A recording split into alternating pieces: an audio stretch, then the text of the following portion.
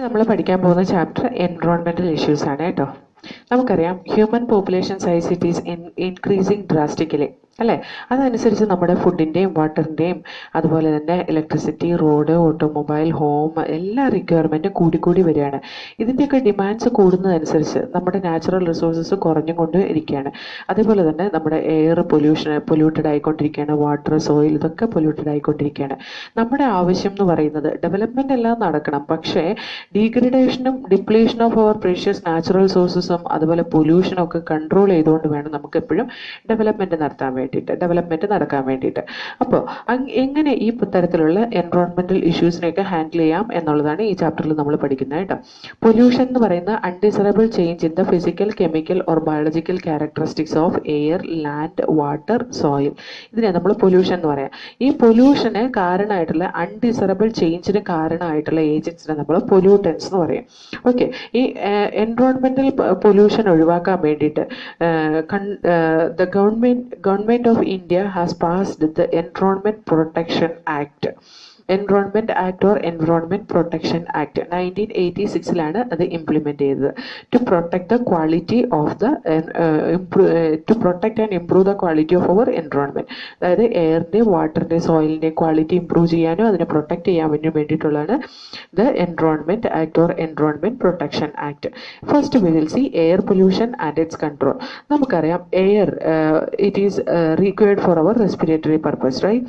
അതുപോലെ air pollutant it cause injury to all living organism. മിക്കവാറും living ഓർഗാനിസത്തിലെ air pollutants it will cause some allergic reaction. അതുപോലെ തന്നെ ക്രോപ്പിന്റെ ഈൽഡ് കുറയും. അതുപോലെ premature death of the plant it can occur due to air pollutions.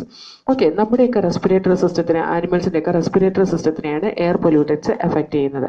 Okay, ഇനി ഈ effect എന്ന് പറയുന്നത് that is according to the concentration of pollutants and the duration of exposure to the pollutant.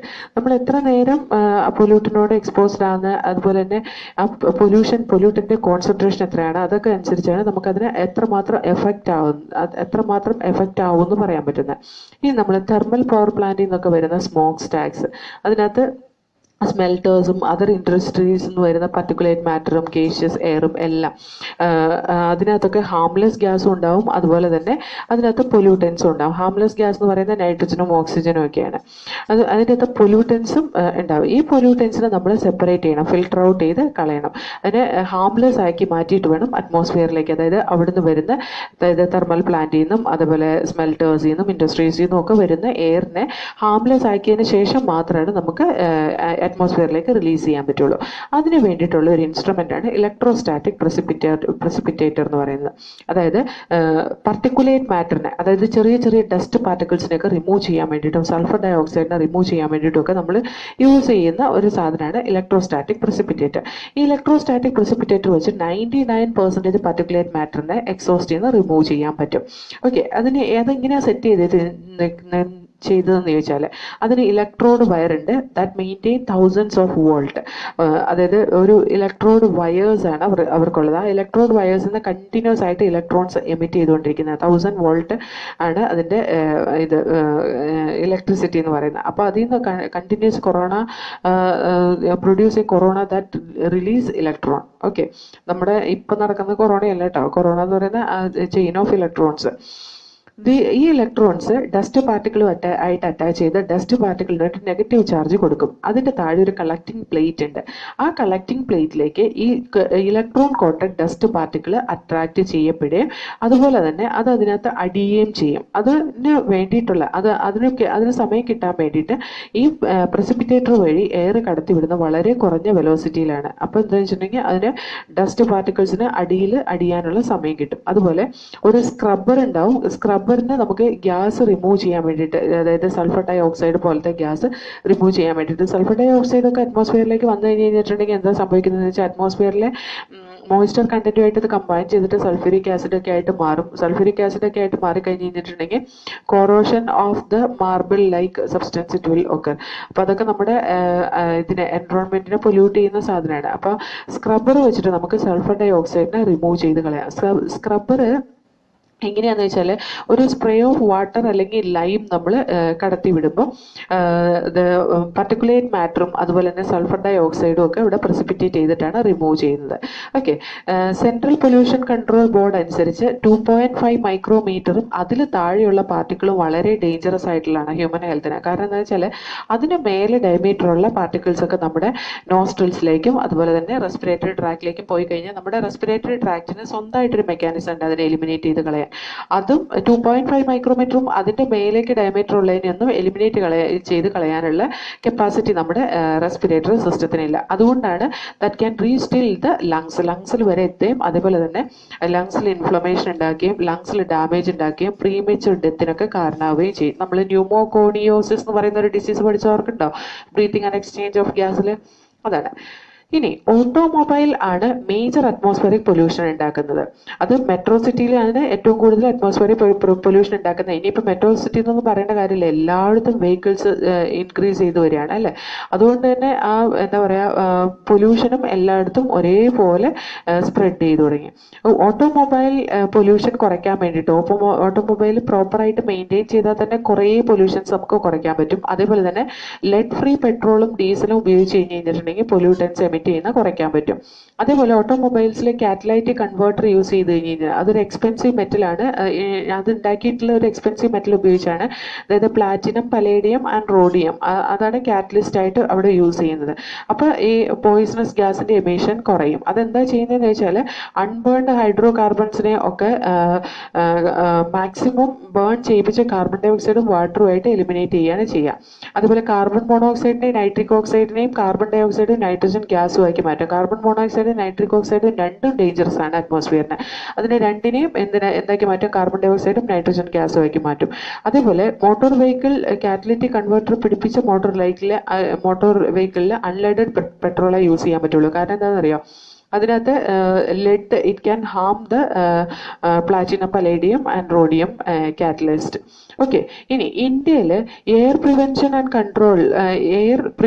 Control of pollution act വന്നത് 1981 അതൊന്ന് modify ചെയ്തു 1987 by including noise. By understanding noise is also giving a kind of atmospheric pollution. High level of sound ഉണ്ടായി കഴിഞ്ഞ് കഴിഞ്ഞാൽ അതൊരു atmospheric pollution തന്നെയാണ്. നമ്മൾ എന്താ പറയുക പ്ലഷറിനൊക്കെ വേണ്ടിയിട്ട്, അതായത് നമ്മൾ എൻജോയ്മെന്റിന് വേണ്ടിയിട്ടും എന്റർടൈൻമെന്റിന് വേണ്ടിയിട്ടും ലൗഡ് സൗണ്ടിൽ പാട്ടൊക്കെ ഇട്ടും അതേപോലെ തന്നെ ഓരോരോ ആക്ടിവിറ്റീസ് ഒക്കെ ചെയ്യാറുണ്ട്.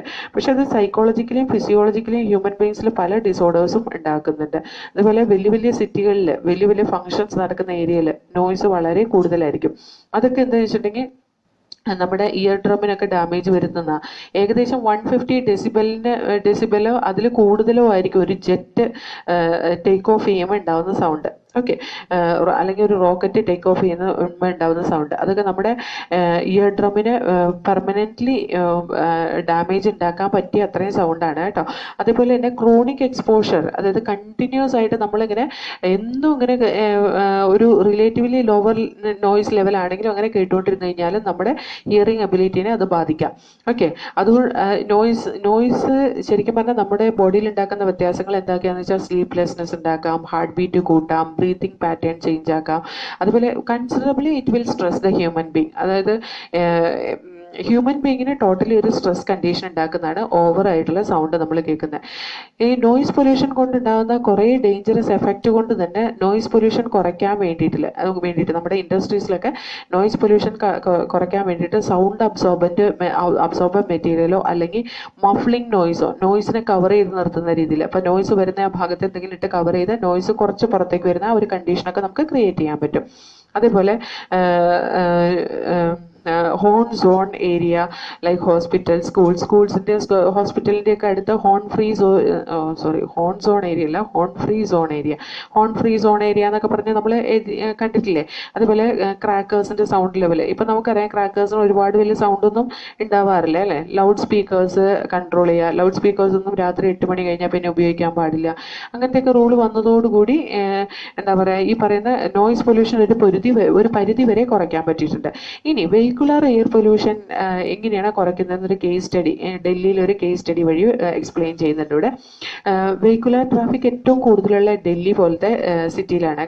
നമ്മുടെ കൺട്രിയിൽ ഏറ്റവും കൂടുതൽ വെഹിക്കുലർ ട്രാഫിക് ഉള്ളത് ഡൽഹിയിലാണ്. അത് അവിടെയാണ് ഏറ്റവും കൂടുതൽ എയർ പൊല്യൂഷൻ ഉള്ളത്. ഓക്കെ, ഗുജറാത്തും വെസ്റ്റ് ബംഗാളും എല്ലാം കൂടി എടുത്താൽ അധികം കൂടുതൽ എയർ പൊല്യൂഷൻ ഉണ്ടാവും ഈ പറയുന്ന ഡൽഹിയിൽ. 1990s ഡൽഹി 41ാമത്തെ most polluted city of the world ആയിരുന്നു. വേൾഡിൽ തന്നെ 41ാമത്തെ മോസ്റ്റ് പൊല്യൂട്ടഡ് സിറ്റി ആയിരുന്നു ഡൽഹി. അതേപോലെ എയർ പൊല്യൂഷൻ പ്രോബ്ലം ഡൽഹിയിലെ ഒരു സീരിയസ് ഇഷ്യൂ ആവുകയും അതുപോലെ തന്നെ ഒരു പബ്ലിക് ഇൻട്രസ്റ്റ് ലിറ്റിഗേഷൻ സുപ്രീം കോർട്ടിൽ ഫയൽ ചെയ്യുകയും ചെയ്തതോടുകൂടി അതിൻ്റെ സീരിയസ്നെസ് മനസ്സിലാക്കുകയും സുപ്രീം കോർട്ട് ഇമ്മീഡിയറ്റ് ആയിട്ട് ഗവൺമെൻറ്റിന് നിർദ്ദേശം കൊടുക്കുകയും ചെയ്തു അത് കുറയ്ക്കാൻ വേണ്ടിയിട്ട്. അതിന് വേണ്ടിയിട്ട് എന്താ ചെയ്തതെന്ന് വെച്ചാൽ all public transport as buses they change from diesel to compressed natural ഗ്യാസിലേക്ക് മാറ്റി. അതായത് 2002 ഒക്കെ എത്തിക്കഴിഞ്ഞപ്പോഴത്തേക്കും 1990s കേട്ടോ ഏറ്റവും പൊല്യൂട്ടഡ് ആയിട്ടുള്ള ഏരിയ ആയിട്ട് മാറിയിട്ടുണ്ടായിരുന്നു. 2002 ഒക്കെ എത്തിയപ്പോഴത്തേക്കും എല്ലാ ബസ്സസും വന്നിട്ട് കംപ്രസ്ഡ് നാച്ചുറൽ ഗ്യാസ് ആയി യൂസ് ചെയ്യാൻ തുടങ്ങുന്നത്. കംപ്രസ്ഡ് നാച്ചുറൽ ഗ്യാസ് പെട്രോളിനേക്കാൾ ഡീസലിനേക്കാൾ ബെറ്റർ ആണ്. അതിന് കാരണം എന്താണെന്ന് വെച്ചാൽ കംപ്രസ്ഡ് നാച്ചുറൽ ഗ്യാസിൽ ഇറ്റ് വിൽ ബേൺ കംപ്ലീറ്റ്ലി. പെട്രോളും ഡീസലും പോലെയല്ല അൺബേൺഡ് ഹൈഡ്രോ കാർബൺസ് ഒന്നും പുറത്തു വിടില്ല, അത് കംപ്ലീറ്റ് ആയിട്ട് ബേൺ ചെയ്യും. അതേപോലെ തന്നെ കംപ്രസ്ഡ് നാച്ചുറൽ ഗ്യാസ് ചീപ്പറാണ്, പെട്രോളിനെ ഡീസലിനെ വെച്ച് ചീപ്പറാണ്. അതേപോലെ അതിന് വന്നിട്ട് ഒന്നിലും അഡൽറ്ററേറ്റ് ചെയ്യാൻ പറ്റില്ല. അഡൽറ്ററേറ്റ് ചെയ്യാന്ന് പറഞ്ഞിട്ടുണ്ടെങ്കിൽ നമ്മളിപ്പോൾ എന്താ പറയുക, പെട്രോളിൻ്റെ അകത്തൊക്കെ കരടും അതുപോലെ തന്നെ ചെറിയ ചെറിയ സാധനങ്ങൾ, അതായത് വെള്ളം മിക്സ് ചെയ്യുന്ന അങ്ങനത്തെയുള്ള അഡൽറ്ററേഷൻ ഒന്നും സാധിക്കില്ല, മാൽ പ്രാക്ടീസസ് ഒന്നും സാധിക്കില്ല ഈ പറയുന്ന കംപ്രസ്ഡ് നാച്ചുറൽ ഗ്യാസ് വിൽക്കുമ്പോൾ. അതേപോലെ കള്ളന്മാർക്ക് മോഷ്ടിച്ചുകൊണ്ട് പോകാൻ പറ്റുന്ന രീതിയിലുമല്ല കംപ്രസ്ഡ് നാച്ചുറൽ ഗ്യാസ്. പക്ഷേ ഇത് അത്ര പ്രായോഗികമല്ലാത്തതിന് കാരണം എന്താണെന്ന് വെച്ചാൽ അതിൻ്റെ ഡിസ്ട്രിബ്യൂഷൻ പോയിന്റ്സും അതുപോലെ പമ്പും അതൊക്കെ ലിമിറ്റഡ് ആയതുകൊണ്ട്, അല്ലെങ്കിൽ അതിൻ്റെ പൈപ്പ് ലൈനൊക്കെ ഈ പറയുന്ന കംപ്രസ്ഡ് നാച്ചുറൽ ഗ്യാസിൻ്റെ ഡെലിവറിക്ക് വേണ്ടിയിട്ടുള്ള പൈപ്പ് ലൈനൊക്കെ ഇട്ട് കൊടുക്കാൻ ബുദ്ധിമുട്ടായതുകൊണ്ടാണ് ഇത് അൺഇൻറ്ററപ്റ്റഡ് സപ്ലൈ അതിന് എൻഷുർ ചെയ്യാൻ പറ്റാത്തത്.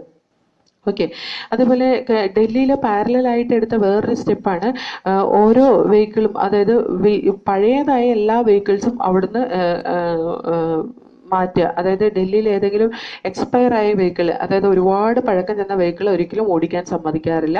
അതേപോലെ അൺലെഡഡ് പെട്രോൾ യൂസ് ചെയ്യാൻ തുടങ്ങി, low sulphur petrol and diesel use ചെയ്യാൻ തുടങ്ങി, കാറ്റലൈറ്റിക് കൺവേർട്ടേഴ്സ് വെഹിക്കിൾസിൽ യൂസ് ചെയ്യാൻ തുടങ്ങി. അതുപോലെ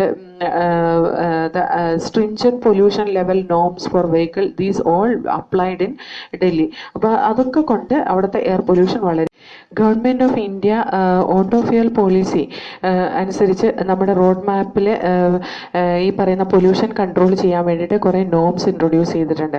അതായത് സൾഫറിൻ്റെ കണ്ടന്റ് യൂറോ 3 നോം പ്രകാരം 350 parts per million in petrol and 150 parts per million in diesel ആണുള്ളത്. അതേപോലെ തന്നെ അരോമാറ്റിക് ഹൈഡ്രോ കാർബൺ കണ്ടെയ്ൻ ചെയ്യുന്ന 42% ആണ് കൺസേൺ ഫ്യൂവലിൽ. പക്ഷേ ഈ ഗോൾ അനുസരിച്ച് according to road map it is reduced. Sulphur content 50 parts per million in പെട്രോളും ഡീസലിൽ 35 പാർട്സ് പെർ മില്യനുമായിട്ട് കുറയ്ക്കണം എന്നും, അതേപോലെ തന്നെ aromatic hydrocarbon level has to be reduced as 35% എന്നും കൊണ്ടുവന്നു. ഓക്കെ, സോ നമുക്ക് അതനുസരിച്ച് corresponding to the fuel vehicle engine will also have to be upgraded.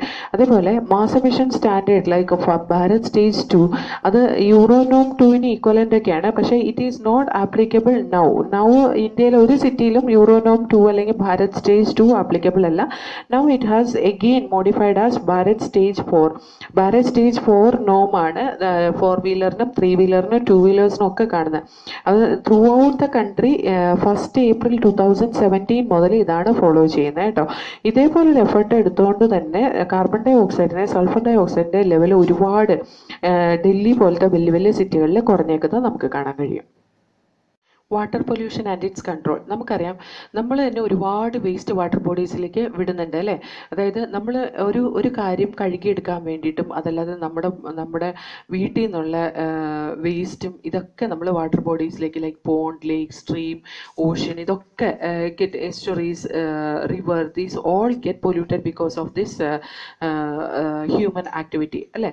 അപ്പോൾ അതുകൊണ്ട് തന്നെ വാട്ടർ ബോഡീനെ ക്ലീൻ ചെയ്യേണ്ട വളരെ ഇമ്പോർട്ടൻ്റ് ആയിട്ടുള്ള ഒരു ആക്ടിവിറ്റി, വളരെ ഇമ്പോർട്ടൻ്റ് ആയിട്ടുള്ള ഒരു കാര്യമാണെന്ന് അറിഞ്ഞതുകൊണ്ട് government of India pass water prevention and control of pollution act 1974. Okay, water റിസോഴ്സസിനെ സംരക്ഷിക്കാൻ വേണ്ടിയിട്ട്. അത് ഏതൊക്കെ തരത്തിലാണ് വാട്ടർ പൊല്യൂഷൻ ഉണ്ടാകുന്നത് നമുക്ക് നോക്കാം. Domestic sewage and industrial effluent. നമുക്കറിയാം നമ്മുടെ വീട്ടിൽ നിന്നും അതുപോലെ സിറ്റി, ടൗൺ, ഇവിടെ നിന്നൊക്കെ വാഷ് ഔട്ട് ആയി പോകുന്ന എല്ലാ സാധനങ്ങളും നമ്മൾ ഡ്രെയിൻ ചെയ്യുന്ന എങ്ങോട്ടാണ്? ഏതെങ്കിലും വാട്ടർ ബോഡിയിലേക്കാണ് അത് ഡ്രെയിൻ ചെയ്യുക. ഓക്കെ, അതിൻ്റെ വാട്ടർ ബോഡിയിലേക്ക് ഡ്രെയിൻ ചെയ്യുന്ന ഈ പാർട്ടിക്കിൾസ് സോളിഡിനെ നമുക്ക് വളരെ ഈസി ആയിട്ട് റിമൂവ് ചെയ്യിക്കാൻ പറ്റും. പക്ഷേ dissolved salt such as nitrate, phosphate, other nutrients, ഇതൊക്കെ റിമൂവ് ചെയ്യാൻ വളരെ ബുദ്ധിമുട്ടാണ്. ഡൊമസ്റ്റിക് സീവേജ് പ്രൈമറിലി അത് കണ്ടെയ്ൻ ചെയ്യുന്ന ബയോഡിഗ്രേഡബിൾ ഓർഗാനിക് മാറ്ററാണ് ഡൊമസ്റ്റിക് സീവേജിൽ അധികം ഉള്ളത്. അത് ബാക്ടീരിയ, അതർ മൈക്രോ ഓർഗാനിസം വെച്ച് ഡീകമ്പോസ് ചെയ്ത് പോകും. അതുകൊണ്ട് തന്നെ ബാക്ടീരിയ അവിടെ മൾട്ടിപ്ലൈ ചെയ്ത് ഒരുപാട് കൂടാനുള്ള സാധ്യതയുണ്ട്. അപ്പം എന്താ, നമുക്ക് അസുഖങ്ങളൊക്കെ പരത്താൻ കാരണമാവും ഇങ്ങനത്തെ ബാക്ടീരിയ ഒക്കെ അവിടെ വളരുമ്പോൾ.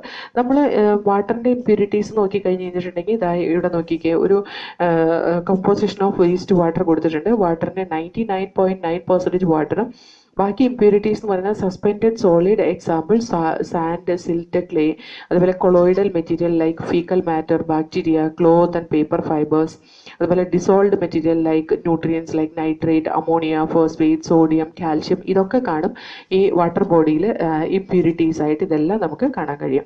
ഓക്കെ, സോ ഹിയർ ഈ സീവേജ് വേസ്റ്റ് അല്ലെങ്കിൽ ഡൊമസ്റ്റിക് സീവേജ് ചെല്ലുമ്പോൾ എന്താ പറ്റുന്നതെന്ന് വെച്ചാൽ അതിനകത്ത് ഒരുപാട് ബയോഡിഗ്രേഡബിൾ ആയിട്ടുള്ള ഓർഗാനിക് മാറ്റർ ഉള്ളിടത്ത് ബയോഡിഗ്രേഡബിൾ ആയിട്ടുള്ള ഡീഗ്രേഡേഷൻ ചെയ്യാൻ കഴിയുന്ന ഡികമ്പോസേഴ്സ് അല്ലെങ്കിൽ മൈക്രോ ഓർഗാനിസംസ് അല്ലെങ്കിൽ ബാക്ടീരിയ അത് ഒരുപാട് വളരും. അപ്പം ഈ ഡികമ്പോസേഴ്സ് ഒക്കെ എയറോബിക് ബാക്ടീരിയ എന്ന് നമുക്കറിയാലോ. അതുകൊണ്ട് തന്നെ അവർക്ക് ഒരുപാട് ഓക്സിജനെ വേണം ഇതിനെ ഡികമ്പോസ് ചെയ്യാൻ വേണ്ടിയിട്ട്. So the biochemical oxygen demand of that water body it will be increased. അതുകൊണ്ട് തന്നെ നമുക്ക് ഓർഗാനിക് മാറ്ററിൻ്റെ വേസ്റ്റ് കൊണ്ട് പൊല്യൂട്ടഡ് ആയിട്ടുള്ള water, whether it is polluted or not, to find out we can check the biochemical oxygen demand. Biochemical oxygen demand കൂടുതലാണ് എന്നുള്ളതിൻ്റെ അർത്ഥം അവിടെ ഓർഗാനിക് വേസ്റ്റ് കൂടുതലുള്ളത് കൊണ്ട് തന്നെ ഓർഗാനിക് വേസ്റ്റിനെ ഡീകമ്പോസ് ചെയ്യുന്ന എയ്റോബിക് ബാക്ടീരിയയുടെ നമ്പറും കൂടുതലായിരിക്കും. എയ്റോബിക് ബാക്ടീരിയയുടെ നമ്പർ കൂടുതലാണെങ്കിൽ അവിടെ ബയോകെമിക്കൽ ഓക്സിജൻ ഡിമാൻഡും കൂടുതലായിരിക്കും എന്നാണ് അതിൻ്റെ അർത്ഥം. ഓക്കെ, അതുകൊണ്ട് തന്നെ നമുക്ക് കാണാൻ പറ്റും ഈ മൈക്രോ ഓർഗാനിസം, ബയോഡിഗ്രഡേഷനിൽ ഇൻവോൾവ് ആയിട്ടുള്ള micro organisms consume a lot of oxygen for degradation of this discharge which is coming from different areas. Okay, അതേപോലെ ഈ വാട്ടറിലേക്ക് എത്തുന്ന എക്സസീവ് ന്യൂട്രിയൻസ്, അതായത് ഇപ്പോൾ നമ്മൾ ഒരുപാട് സീവേജ് വേസ്റ്റിനകത്തൊക്കെ ഒരുപാട് ന്യൂട്രിയൻസ് ഉണ്ടാവും അല്ലെ. സീവേജ് വേസ്റ്റ് എന്ന് പറഞ്ഞാൽ നമ്മുടെ വീട്ടിൽ നിന്ന് പോകുന്ന വേസ്റ്റിനകത്തൊക്കെ ഒരുപാട് വേസ്റ്റ് ഉണ്ടാവും. That will help in the excessive growth of planktonic growth or free floating algae അല്ലെങ്കിൽ ആൽഗൽ ബ്ലൂമിനൊക്കെ കാരണമാവും. അത് വാട്ടർ ബോഡിയുടെ കളറും ചേഞ്ച് ചെയ്യും, ഓർഡറും ചേഞ്ച് ചെയ്യും. അതേപോലെ തന്നെ algal bloom it cause the deterioration of the quality of water and ഫിഷിൻ്റെ മോർട്ടാലിറ്റിക്ക് കാരണമാവും. കാരണം എന്താ, ആൽഗൽ ബ്ലൂം ഉണ്ടായി കഴിയുമ്പോൾ ഈ ആൽഗ ഇങ്ങനെ പൊങ്ങിക്കിടക്കുന്നതുകൊണ്ട് ഓക്സിജൻ അറ്റ്മോസ്ഫിയറിൽ നിന്ന് വെള്ളത്തിലേക്ക് കലരാതെ വരും. അപ്പോൾ അങ്ങനെ വരുമ്പോൾ അവിടെയുള്ള എയ്റോബിക് ഓർഗാനിസംസ് ഒക്കെ അടിഞ്ഞു പോകാനുള്ള സാധ്യതയുണ്ട്. അതുകൊണ്ട് തന്നെ ഈ ആൽഗൽ ബ്ലൂം എന്ന് പറയുന്ന മിക്കവാറും ഹ്യൂമൻ ബീങ്സിനൊക്കെ ടോക്സിക് ആയിരിക്കും, അതുപോലെ ആനിമൽസിനും അത് ടോക്സിക് ആയിട്ട് മാറാറുണ്ട്. ഓക്കെ, നമുക്ക് പ്ലാന്റ്സിൻ്റെയൊക്കെ കേസിൽ ചില പ്ലാന്റ്സ് നമ്മൾ ഇതിനകത്തേക്ക് നമ്മുടെ പ്ലേസിലേക്ക് ഇൻട്രൊഡ്യൂസ് ചെയ്തേക്കുന്നത്, അത് പെട്ടെന്ന് പടർന്നു വളരുന്ന plants, the plants by their excessive growth by causing blocks in our waterways. അതൊക്കെ നമ്മുടെ വാട്ടർ വേസിൽ ബ്ലോക്ക് ഉണ്ടാക്കാനുള്ള സാധ്യതയുണ്ട്. അതുപോലെ തന്നെ അവർ ഒരുപാട് ഫാസ്റ്റായിട്ട് വളരുമ്പോൾ എന്താണെന്ന് വെച്ചിട്ടുണ്ടെങ്കിൽ വാട്ടറിന് ഒഴുക്കുണ്ടായില്ലെങ്കിൽ എന്താണ്, അവിടെയൊക്കെ ഇമ്പ്യൂരിറ്റീസ് കെട്ടിക്കിടന്നു കഴിഞ്ഞിട്ടുണ്ടെങ്കിൽ വീണ്ടും അത് ഇമ്പ്യൂരിറ്റീസ് അവിടെ കെട്ടിക്കിടക്കുന്നതുകൊണ്ട് വീണ്ടും ആ ഒരു ഭാഗം മലിനമാവുകയേ ചെയ്യുള്ളൂ അല്ലേ. നമ്മൾ പറയില്ലേ ഒഴുക്കുള്ള വെള്ളത്തിൽ അഴുക്കില്ല എന്ന് പറയില്ലേ. അപ്പോൾ ഒഴുക്കില്ലാതെ വരും ഈ പറയുന്ന വലിയ ഈ കോർണിയ, ക്രാസിപ്സ്, അതുപോലത്തെ ഉള്ള പ്ലാന്റ്സ് ഒക്കെ ഈ നമ്മുടെ ഇങ്ങോട്ട് ഇൻട്രൊഡ്യൂസ് ചെയ്തേക്കുന്നത്, നമ്മുടെ നാട്ടിലേക്ക് ഇൻട്രൊഡ്യൂസ് ചെയ്തേക്കുന്ന ഈ പ്ലാന്റ്സ് വാട്ടറിൻ്റെ ഒഴുക്കിനെ തടയുകയൊക്കെ ചെയ്യുന്നത് കൊണ്ട് നമുക്ക് അവിടെയും ഈ ഇമ്പ്യൂരിറ്റീസ് കൂടുന്നതായിട്ട് കാണാം. അതേപോലെ തന്നെ ഈ ഫാസ്റ്റർ റേറ്റിൽ വളരുന്ന ഈ ഓർഗാനിസംസ് അത് വെള്ളത്തിൻ്റെ മേലെ സ്പ്രെഡ് ചെയ്യുന്നതുകൊണ്ട് നമുക്ക് വെള്ളത്തിൻ്റെ ഉള്ളിലേക്ക് ഇതിൻ്റെ ഓക്സിജൻ്റെ പെനട്രേഷനും പോസിബിൾ അല്ലാതെ വരുമ്പോൾ ബാക്കി എല്ലാ ഓർഗാനിസത്തിനെയും അത് അഫക്റ്റ് ചെയ്യുകയും ചെയ്യും. അതേപോലെ തന്നെ ഇങ്ങനത്തെ ഓർഗാനിസംസ് ഒക്കെ വളരുമ്പോഴുള്ള വേറൊരു പ്രത്യേകത എന്താണെന്നറിയോ, ഒരുപാട് ഓർഗാനിസംസ് ഇപ്പോൾ സാധാരണ പറഞ്ഞാൽ അക്വാറ്റിക് എക്കോസിസ്റ്റത്തിൽ സാധാരണ ഓർഗാനിസത്തിൻ്റെ അളവ് ടെറസ്ട്രിയൽ ഹാബിറ്റാറ്റിൻ്റെ അത്രയൊന്നും ഉണ്ടാവില്ല, കുറച്ചേ ഉണ്ടാവുള്ളൂ. കാരണം എന്താ, അവിടുത്തെ ടെമ്പറേച്ചറൊക്കെ കുറവാണ്, അതിനൊക്കെ അഡ്ജസ്റ്റ് ചെയ്ത് ജീവിക്കാൻ പറ്റുന്ന ഓർഗാനിസംസ് മാത്രമേ ഇവിടെ വളരുള്ളൂ. അപ്പോൾ ഈ ഒരുപാട് ഓർഗാനിസം വളരുമ്പോൾ അവിടുത്തെ റെസ്പിറേഷൻ റേറ്റ് എങ്ങനെയാവും, റെസ്പിറേഷൻ റേറ്റ് കൂടും. റെസ്പിറേഷൻ റേറ്റ് കൂടി കഴിഞ്ഞ് കഴിഞ്ഞാൽ അവിടുത്തെ ടെമ്പറേച്ചർ കൂടും. ടെമ്പറേച്ചർ കൂടുമ്പോൾ അത് സാധാരണ അതിനുള്ളിൽ വളരുന്ന ഓർഗാനിസത്തിന് ടെമ്പറേച്ചർ കുറവ് മതി. അപ്പോൾ ടെമ്പറേച്ചർ സെൻസിറ്റീവ് ആയിട്ടുള്ള ഓർഗാനിസവും പതുക്കെ പതുക്കെ ചത്തുപോകുന്നത് നമുക്ക് കാണാൻ പറ്റും. ഓക്കെ, ടെറർ ഓഫ് ബംഗാൾ അതിൻ്റെ ഒരു എക്സാമ്പിളാണ് കേട്ടോ. ഈ മറ്റേ അൺവാണ്ടഡ് വീഡ് നമ്മുടെ നാട്ടിലേക്ക് ഇൻട്രൊഡ്യൂസ് ചെയ്തതിനൊരു എക്സാമ്പിളാണ് ഈ പറയുന്ന ടെറർ ഓഫ് ബംഗാൾ. അതേപോലെ തന്നെ eutrophic, they grow abundantly in eutrophic water body and lead to an imbalance in the ecosystem dynamic of the water body. Water ബോഡിയുടെ എക്കോസിസ്റ്റത്തിൻ്റെ ഇംബാലൻസിന് തന്നെ കാരണമാവും. അതേപോലെ നമ്മുടെ ഹോമിൽ നിന്ന് റിലീസ് ചെയ്യുന്ന, നമ്മുടെ ഹൗസിൽ നിന്ന് റിലീസ് ചെയ്യുന്ന സീവേജ് വേസ്റ്റ്, അതുപോലെ തന്നെ ഹോസ്പിറ്റൽസിൽ നിന്ന് റിലീസ് ചെയ്യുന്ന വേസ്റ്റ്, ഇതിനകത്തൊക്കെ പത്തോജനിക് ഓർഗാനിസംസ് ഉണ്ടാവാറുണ്ട്. ഈ പത്തോജനിക് ഓർഗാനിസംസ് വെള്ളത്തിൽ കണ്ടു കഴിഞ്ഞ് കഴിഞ്ഞാൽ that can spread many diseases such as dysentery, typhoid, jaundice, cholera, ഇങ്ങനത്തെയൊക്കെ ഡിസീസ് ഉണ്ടാക്കാൻ കാരണമാവും. അതുപോലെ domestic sewage, waste water from industry like domestic sewage, wastewater from industries like petroleum, paper manufacturing, metal extraction and processing, chemical manufacturing company, അത് അങ്ങനത്തെയുള്ള കമ്പനീസിൽ നിന്നൊക്കെ toxic സബ്സ്റ്റൻസസും release ചെയ്യാറുണ്ട്. അതായത് heavy metals എന്ന് പറഞ്ഞിട്ടുണ്ടെങ്കിൽ അതിൻ്റെ ഡെൻസിറ്റി ഒക്കെ more than 5 gram per centimetre cube ആയിരിക്കും. മെർക്കുറി, കാഡ്മിയം, കോപ്പർ, ലെഡ് ഇതുപോലത്തെയൊക്കെ അതുപോലെ ഓർഗാനിക് കോമ്പൗണ്ട്സും ഒരുപാട് വെള്ളത്തിലേക്ക് റിലീസ് ചെയ്യാനും കാരണമാവും. ഇതേപോലത്തെ ടോക്സിക് സബ്സ്റ്റൻസസ് സാധാരണ ഇൻഡസ്ട്രിയൽ വേസ്റ്റിൽ നിന്ന് വരുന്ന ടോക്സിക് സബ്സ്റ്റൻസസ് ബയോളജിക്കൽ മാഗ്നിഫിക്കേഷന് കാരണമാവാറുണ്ട്. ബയോ മാഗ്നിഫിക്കേഷൻ എന്ന് പറയുന്നത് അക്വാറ്റിക് ഫുഡ് ചെയിനിൽ ഉണ്ടാകുന്ന ഒരു പ്രോസസ്സാണ്. അതെന്താണെന്ന് വെച്ചാൽ ചില toxic substances if it is not biodegradable അതിൻ്റെ കോൺസെൻട്രേഷൻ ഇൻക്രീസ് ചെയ്യിപ്പിക്കും ഓരോ ട്രോഫിക് ലെവലിൽ നിന്ന് നെക്സ്റ്റ് ട്രോഫിക് ലെവലിലേക്ക് പാസ് ചെയ്യും തോറും. അതായത് ടോക്സിക് സബ്സ്റ്റൻസസ് ആയിട്ടുള്ള DDT, മെർക്കുറി ഇതൊക്കെ വെള്ളത്തിലേക്ക് വന്നു കഴിഞ്ഞ് കഴിഞ്ഞാൽ first level it will be absorbed by the phytoplankton, then after that it will be taken by the zooplankton, then after that will be eaten by small fish will be eaten by large fish will be eaten by some birds. അങ്ങനെ ഇങ്ങനെ ഓരോ trophic ലെവലിലേക്ക് non biodegradable ആയിട്ടുള്ള substances, അതായത് biodegradable അല്ലാത്ത substances pass ചെയ്യാൻ തുടങ്ങും.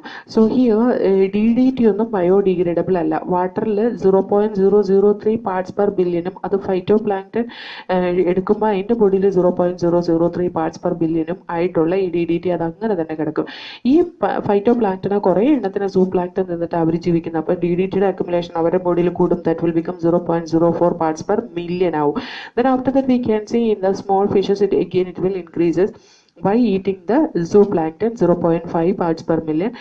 അതുപോലെ വലിയ ഫിഷസ്, ചെറിയ ഫിഷസിനെ തിന്നുമ്പോൾ അതിൻ്റെ അകത്ത് DDTയിലെ കോൺസെൻട്രേഷൻ എന്ന് പറയുന്നത് 2 parts per million ആവും. അതുപോലെ ഫിഷ് ഈറ്റിംഗ് ബേർഡ്സ് വന്നിട്ട് ഈ ഫിഷസിനെ തിന്നുമ്പോൾ അതിൻ്റെ DDTയുടെ കോൺസെൻട്രേഷൻ പിന്നെയും കൂടിയിട്ട് 25 parts per million ആവും. 25 parts per million എന്നൊക്കെ പറയുന്നത് വളരെ ഡേഞ്ചറസ് ആയിട്ടുള്ള കണ്ടീഷനാണ്. സാധാരണ DDT എഫക്ട് ചെയ്യുന്ന കാൽഷ്യം മെറ്റബോളിസത്തിനെയാണ്. അത് ബേർഡ്സിൻ്റെ കേസിൽ കാൽഷ്യം മെറ്റബോളിസം ഒരുപാട് കൂടുതലുണ്ട്. കാരണം എന്താണെന്ന് വെച്ചാൽ ക്ലീഡോയിക് എഗ് പ്രൊഡ്യൂസ് ചെയ്യുന്ന ഓർഗാനിസത്തിലെ കാൽഷ്യം കാർബണേറ്റ് കൊണ്ടുള്ള ഒരു ഔട്ടർ കവറിംഗ് ആണ് അതിൻ്റെ എഗ്ഗിനുള്ളത്. അതായത് ഓവുലേഷൻ്റെ സമയത്ത് ഓവറിൽ നിന്ന് പ്രൊഡ്യൂസ് ചെയ്ത് കഴിഞ്ഞിട്ടുണ്ടെങ്കിൽ ആ ഓവം ഫാലോപ്പിയൻ ട്യൂബ് വഴി ട്രാൻസ്പോർട്ട് ചെയ്യുന്ന സമയത്ത് what happen that will get this one calcium carbonate covering. ആ കാൽഷ്യം മെറ്റാബോളിസം തന്നെ സ്റ്റോപ്പ് ചെയ്ത് കഴിഞ്ഞിട്ടുണ്ടെങ്കിൽ ഈ ബേർഡ്സ് ഒക്കെ വന്നിട്ട് മെംബ്രേനിയസ് എഗ് റിലീസ് ചെയ്യാൻ തുടങ്ങും. മെംബ്രേനിയസ് എഗ്ഗിന് ഇടാൻ തുടങ്ങും. അങ്ങനെ വന്നു കഴിഞ്ഞിട്ടുണ്ടെങ്കിൽ ആ പോപ്പുലേഷൻ തന്നെ എക്സ്റ്റിങ്ക്റ്റ് ആയി പോകും. That will not be able to make the next offspring or next generation. അത് ബയോമാഗ്നിഫിക്കേഷൻ്റെ ഒരു ഡ്രാസ്റ്റിക് എഫക്റ്റ് ആണ് കേട്ടോ. ഇനി യൂട്രോഫിക്കേഷൻ എന്ന് പറയുന്ന ഒരു പ്രോസസ്സ് തന്നെയാണ് നാച്ചുറൽ ഏജിങ് ഓഫ് ദ ലേക്കിൽ നടക്കുന്നത്. അതായത് ലേക്കിൻ്റെ നാച്ചുറൽ ഏജിങ് ഞാൻ ഓൾറെഡി പറഞ്ഞതാണ്. സക്സഷൻ പറഞ്ഞ സമയത്ത് ഞാൻ പറഞ്ഞിരുന്നു ലേക്കിൻ്റെയൊക്കെ ലേക്കൊക്കെ സക്സഷൻ നടന്നിട്ട് ലാൻഡായിട്ട് മാറുന്ന അല്ലെങ്കിൽ ഹൈഡ്രാർക്ക് കണ്ടീഷന് മിസാർക്ക് കണ്ടീഷനായിട്ട് മാറുന്ന എങ്ങനെയാണെന്ന് നമ്മൾ പഠിച്ചിട്ടുണ്ടായിരുന്നു അല്ലേ. യൂട്രോഫിക്കേഷൻ എന്ന് പറയുന്നത് ലേക്കിൻ്റെ ഒരു നാച്ചുറൽ ഏജിങ് ആണ്. അത് ന്യൂട്രിയൻ എൻറിച്ച്മെന്റ് ഓഫ് വാട്ടർ കൊണ്ടാണ് ഉണ്ടാകുന്നത്. അതെങ്ങനെയാണ് സംഭവിക്കുന്നതെന്ന് വെച്ചാൽ സാധാരണ വാട്ടർ ബോഡി കോൾഡ് ക്ലിയർ ആണ്, കുറച്ച് ലൈഫ് മാത്രമുള്ളതാണ്. പക്ഷേ when the nutrients are introduced in to the lake, especially നൈട്രജനും ഫോസ്ഫറസും, അതൊക്കെ അക്വാറ്റിക് ഓർഗാനിസത്തിൻ്റെ ഗ്രോത്തിനെ പ്രൊമോട്ട് ചെയ്യും. അതിൻ്റെ ഫെർട്ടിലിറ്റി, അതായത് ലേക്കിൻ്റെ ഫെർട്ടിലിറ്റി ഇൻക്രീസ് ചെയ്യുമ്പോൾ അതിൻ്റെ ഉള്ളിലുള്ള പ്ലാന്റ്സും ആനിമൽസും ഒക്കെ ഗ്രോ ചെയ്യാൻ തുടങ്ങും.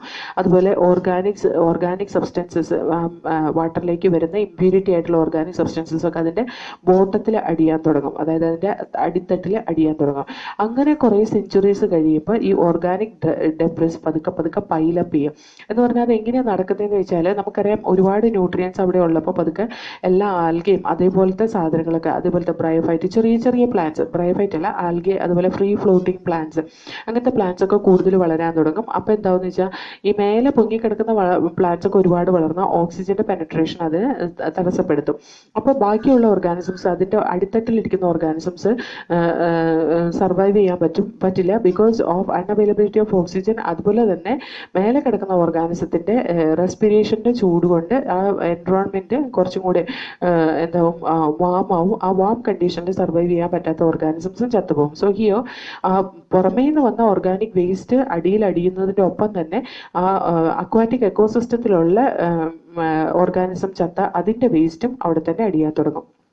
ഓക്കെ, അപ്പോൾ അതൊരു മാർഷ് പ്ലാന്റ് പോലെ, അതായത് മാർഷ് ഏരിയ പോലെ ആവും പതുക്കെ പതുക്കെ പതുക്കെ പതുക്കെ ലേക്കിൻ്റെ ബേസിൻ റീജിയനിൽ. ലേക്കിൻ്റെ ബേസിൻ റീജിയൻ എന്ന് പറഞ്ഞാൽ അതിൻ്റെ ബേസ് റീജിയനിൽ ഓർഗാനിക് സബ്സ്റ്റൻസസ് അടിയുകയും അത് പതുക്കെ പതുക്കെ നികന്ന് വരാൻ തുടങ്ങുകയും ചെയ്യും. പതുക്കെ അത് large masses of floating plants ഉണ്ടാക്കും.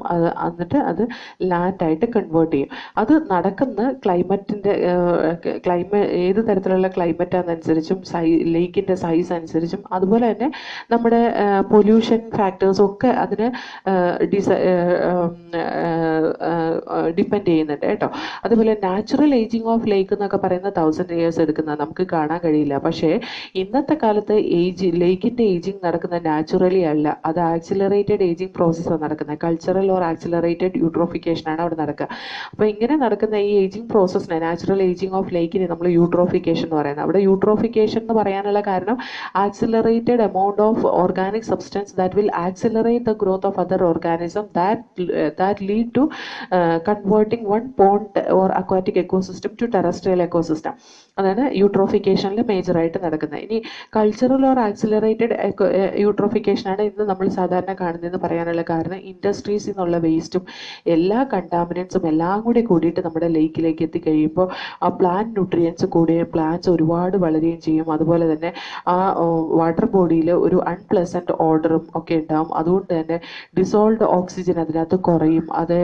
അതോടൊപ്പം തന്നെ അതിൻ്റെ ഉള്ളിൽ ജീവിക്കുന്ന ബാക്കി ഓർഗാനിസത്തിന് അവിടെ സർവൈവ് ചെയ്യാൻ പറ്റാതെ വരികയും ഇതിൻ്റെ പല സെക്രീഷൻസും ഈ പറയുന്ന അക്വാറ്റിക് ഓർഗാനിസത്തിന് പോയിസണസ് ആയിട്ട് മാറിയും അത് പതുക്കെ ഡെഡ് ആവാൻ തുടങ്ങുകയും ചെയ്യും. ഡിസോൾവ്ഡ് ഓക്സിജൻ കണ്ടന്റ് കുറയുമ്പോൾ അത് ബാക്കി എല്ലാ ഓർഗാനിസംസും ഡെഡ് ആവുകയും ചെയ്യും. ഈ dead organic particle again it will accumulated in the bottom region. എത്ര വലിയ പോണ്ടാണെങ്കിലും ഇങ്ങനെ മാൻമെയ്ഡ് ആക്ടിവിറ്റി കൊണ്ട് പെട്ടെന്ന് യൂട്രോഫിക്കേഷൻ നടക്കുകയും പെട്ടെന്ന് ലേക്കിൻ്റെ ഏജിങ് നടക്കുകയും ചെയ്യാനുള്ള സാധ്യതയുണ്ട്. അതാണ് ഇന്നത്തെ most of the places where we are seeing the flood. അതായത് ചെന്നൈ പോലത്തെ നഗരങ്ങളിൽ പണ്ട് ഒരു 10-20 വർഷം മുമ്പ് നമ്മൾ പോയി കഴിഞ്ഞ് കഴിഞ്ഞാൽ ഒരുപാട് ലേക്സ് ഉണ്ടായിരുന്നു ചെന്നൈയിൽ. അതൊക്കെ നികത്തിയിട്ടാണ്, അതൊക്കെ നികന്നു വന്നു. അതിന് കാരണം ആരും നികത്തിയെടുത്തതിനേക്കാൾ കൂടുതൽ അത് ആർട്ടിഫിഷ്യലായിട്ട് യൂട്രോഫിക്കേഷൻ നടന്നതാണ്. അതായത് ആക്സിലറേറ്റഡ് യൂട്രോഫിക്കേഷൻ കൊണ്ട് അല്ലെങ്കിൽ കൾച്ചറൽ യൂട്രോഫിക്കേഷൻ കൊണ്ട് നടന്നതാണ്. ഓക്കെ, അതുപോലെ കുറച്ച് വാമായിട്ടുള്ള കണ്ടീഷൻ വന്നു കഴിഞ്ഞിട്ടുണ്ടെങ്കിൽ ടെമ്പറേച്ചർ സെൻസിറ്റീവ് ആയിട്ടുള്ള ഓർഗാനിസം ഒക്കെ ചത്തുപോകുന്നേ ഉള്ളൂ. കുറച്ച് വാം ഏരിയയിലാണ് കൂടുതൽ ഓർഗാനിസത്തിന് സർവൈവ് ചെയ്യാൻ പറ്റുന്നതും അതുപോലെ പ്രോലിഫറേഷൻ കൂടുതൽ ഉണ്ടാകുന്ന അങ്ങനത്തെ ഓർഗാനിസത്തിന് കേട്ടോ. അപ്പം ഇതൊക്കെ കൊണ്ട് നമ്മുടെ ഈ ലേക്ക് വന്നിട്ട് പതുക്കെ ലാൻഡായിട്ട് കൺവേർട്ട് ചെയ്യും. അതാണ് ഈ hydrarch succession to mesarch succession എന്ന് പറയുന്നത് കേട്ടോ. ഇനി case study of integrated waste water ട്രീറ്റ്മെൻറ്റും കൂടി ഉണ്ട് നമുക്കിവിടെ പഠിക്കാനായിട്ട്. ഈ സീവേജ് ട്രീറ്റ്മെൻ്റ് ഒക്കെ ചെയ്യാൻ വേണ്ടിയിട്ട് ഒരു ഇൻ്റഗ്രേറ്റഡ് മാനറിൽ a mix of artificial and natural process use ചെയ്യുന്നുണ്ട്. അതിനൊരു എക്സാമ്പിളാണ് town of Arcata. It is situated in the northern coast of California. കാലിഫോർണിയയുടെ നതേൺ കോസ്റ്റിൽ കാണുന്ന ടൗൺ ഓഫ് അർക്കാട്ടയിലാണ് ഇങ്ങനെയൊരു collaborating with biologist from the Humboldt State University. The townspeople created an integrated wastewater treatment process within natural system. Natural systemത്തിൽ integrated wastewater treatment system ഉണ്ടാക്കിയിട്ടുണ്ട്. അത് രണ്ട് സ്റ്റേജിലാണ് വാട്ടറിനെ clean ചെയ്യുന്നത്. ഒന്ന് കൺവെൻഷണൽ സെഡിമെൻറ്റേഷനും ഫിൽറ്ററിങ്ങും ക്ലോറിൻ ട്രീറ്റ്മെൻറ്റും വഴിയാണ്. അത് ഫസ്റ്റ് സെഡിമെൻറ്റ് ചെയ്യാൻ വിടും, എന്നിട്ട് അത് ഫിൽറ്റർ ചെയ്ത് ക്ലോറിനെ ട്രീറ്റ് ചെയ്ത് കഴിഞ്ഞിട്ട് ബാക്കിയുള്ള വാട്ടറിനകത്ത് അത് നമുക്ക് പ്യുവറാണെന്ന് തോന്നാമെങ്കിലും it will be having dangerous pollutants like dissolved heavy metal as well as some organic substance which can promote the growth of pathogenic organisms. ഇതൊക്കെ അതിനുള്ളിൽ കാണാൻ കഴിയും. അതുകൊണ്ട് തന്നെ ബയോളജിസ്റ്റ് ഡെവലപ്പ് ചെയ്ത സീരീസ് ഓഫ് 6 കണക്റ്റഡ് മാർഷസ് ഉണ്ട്.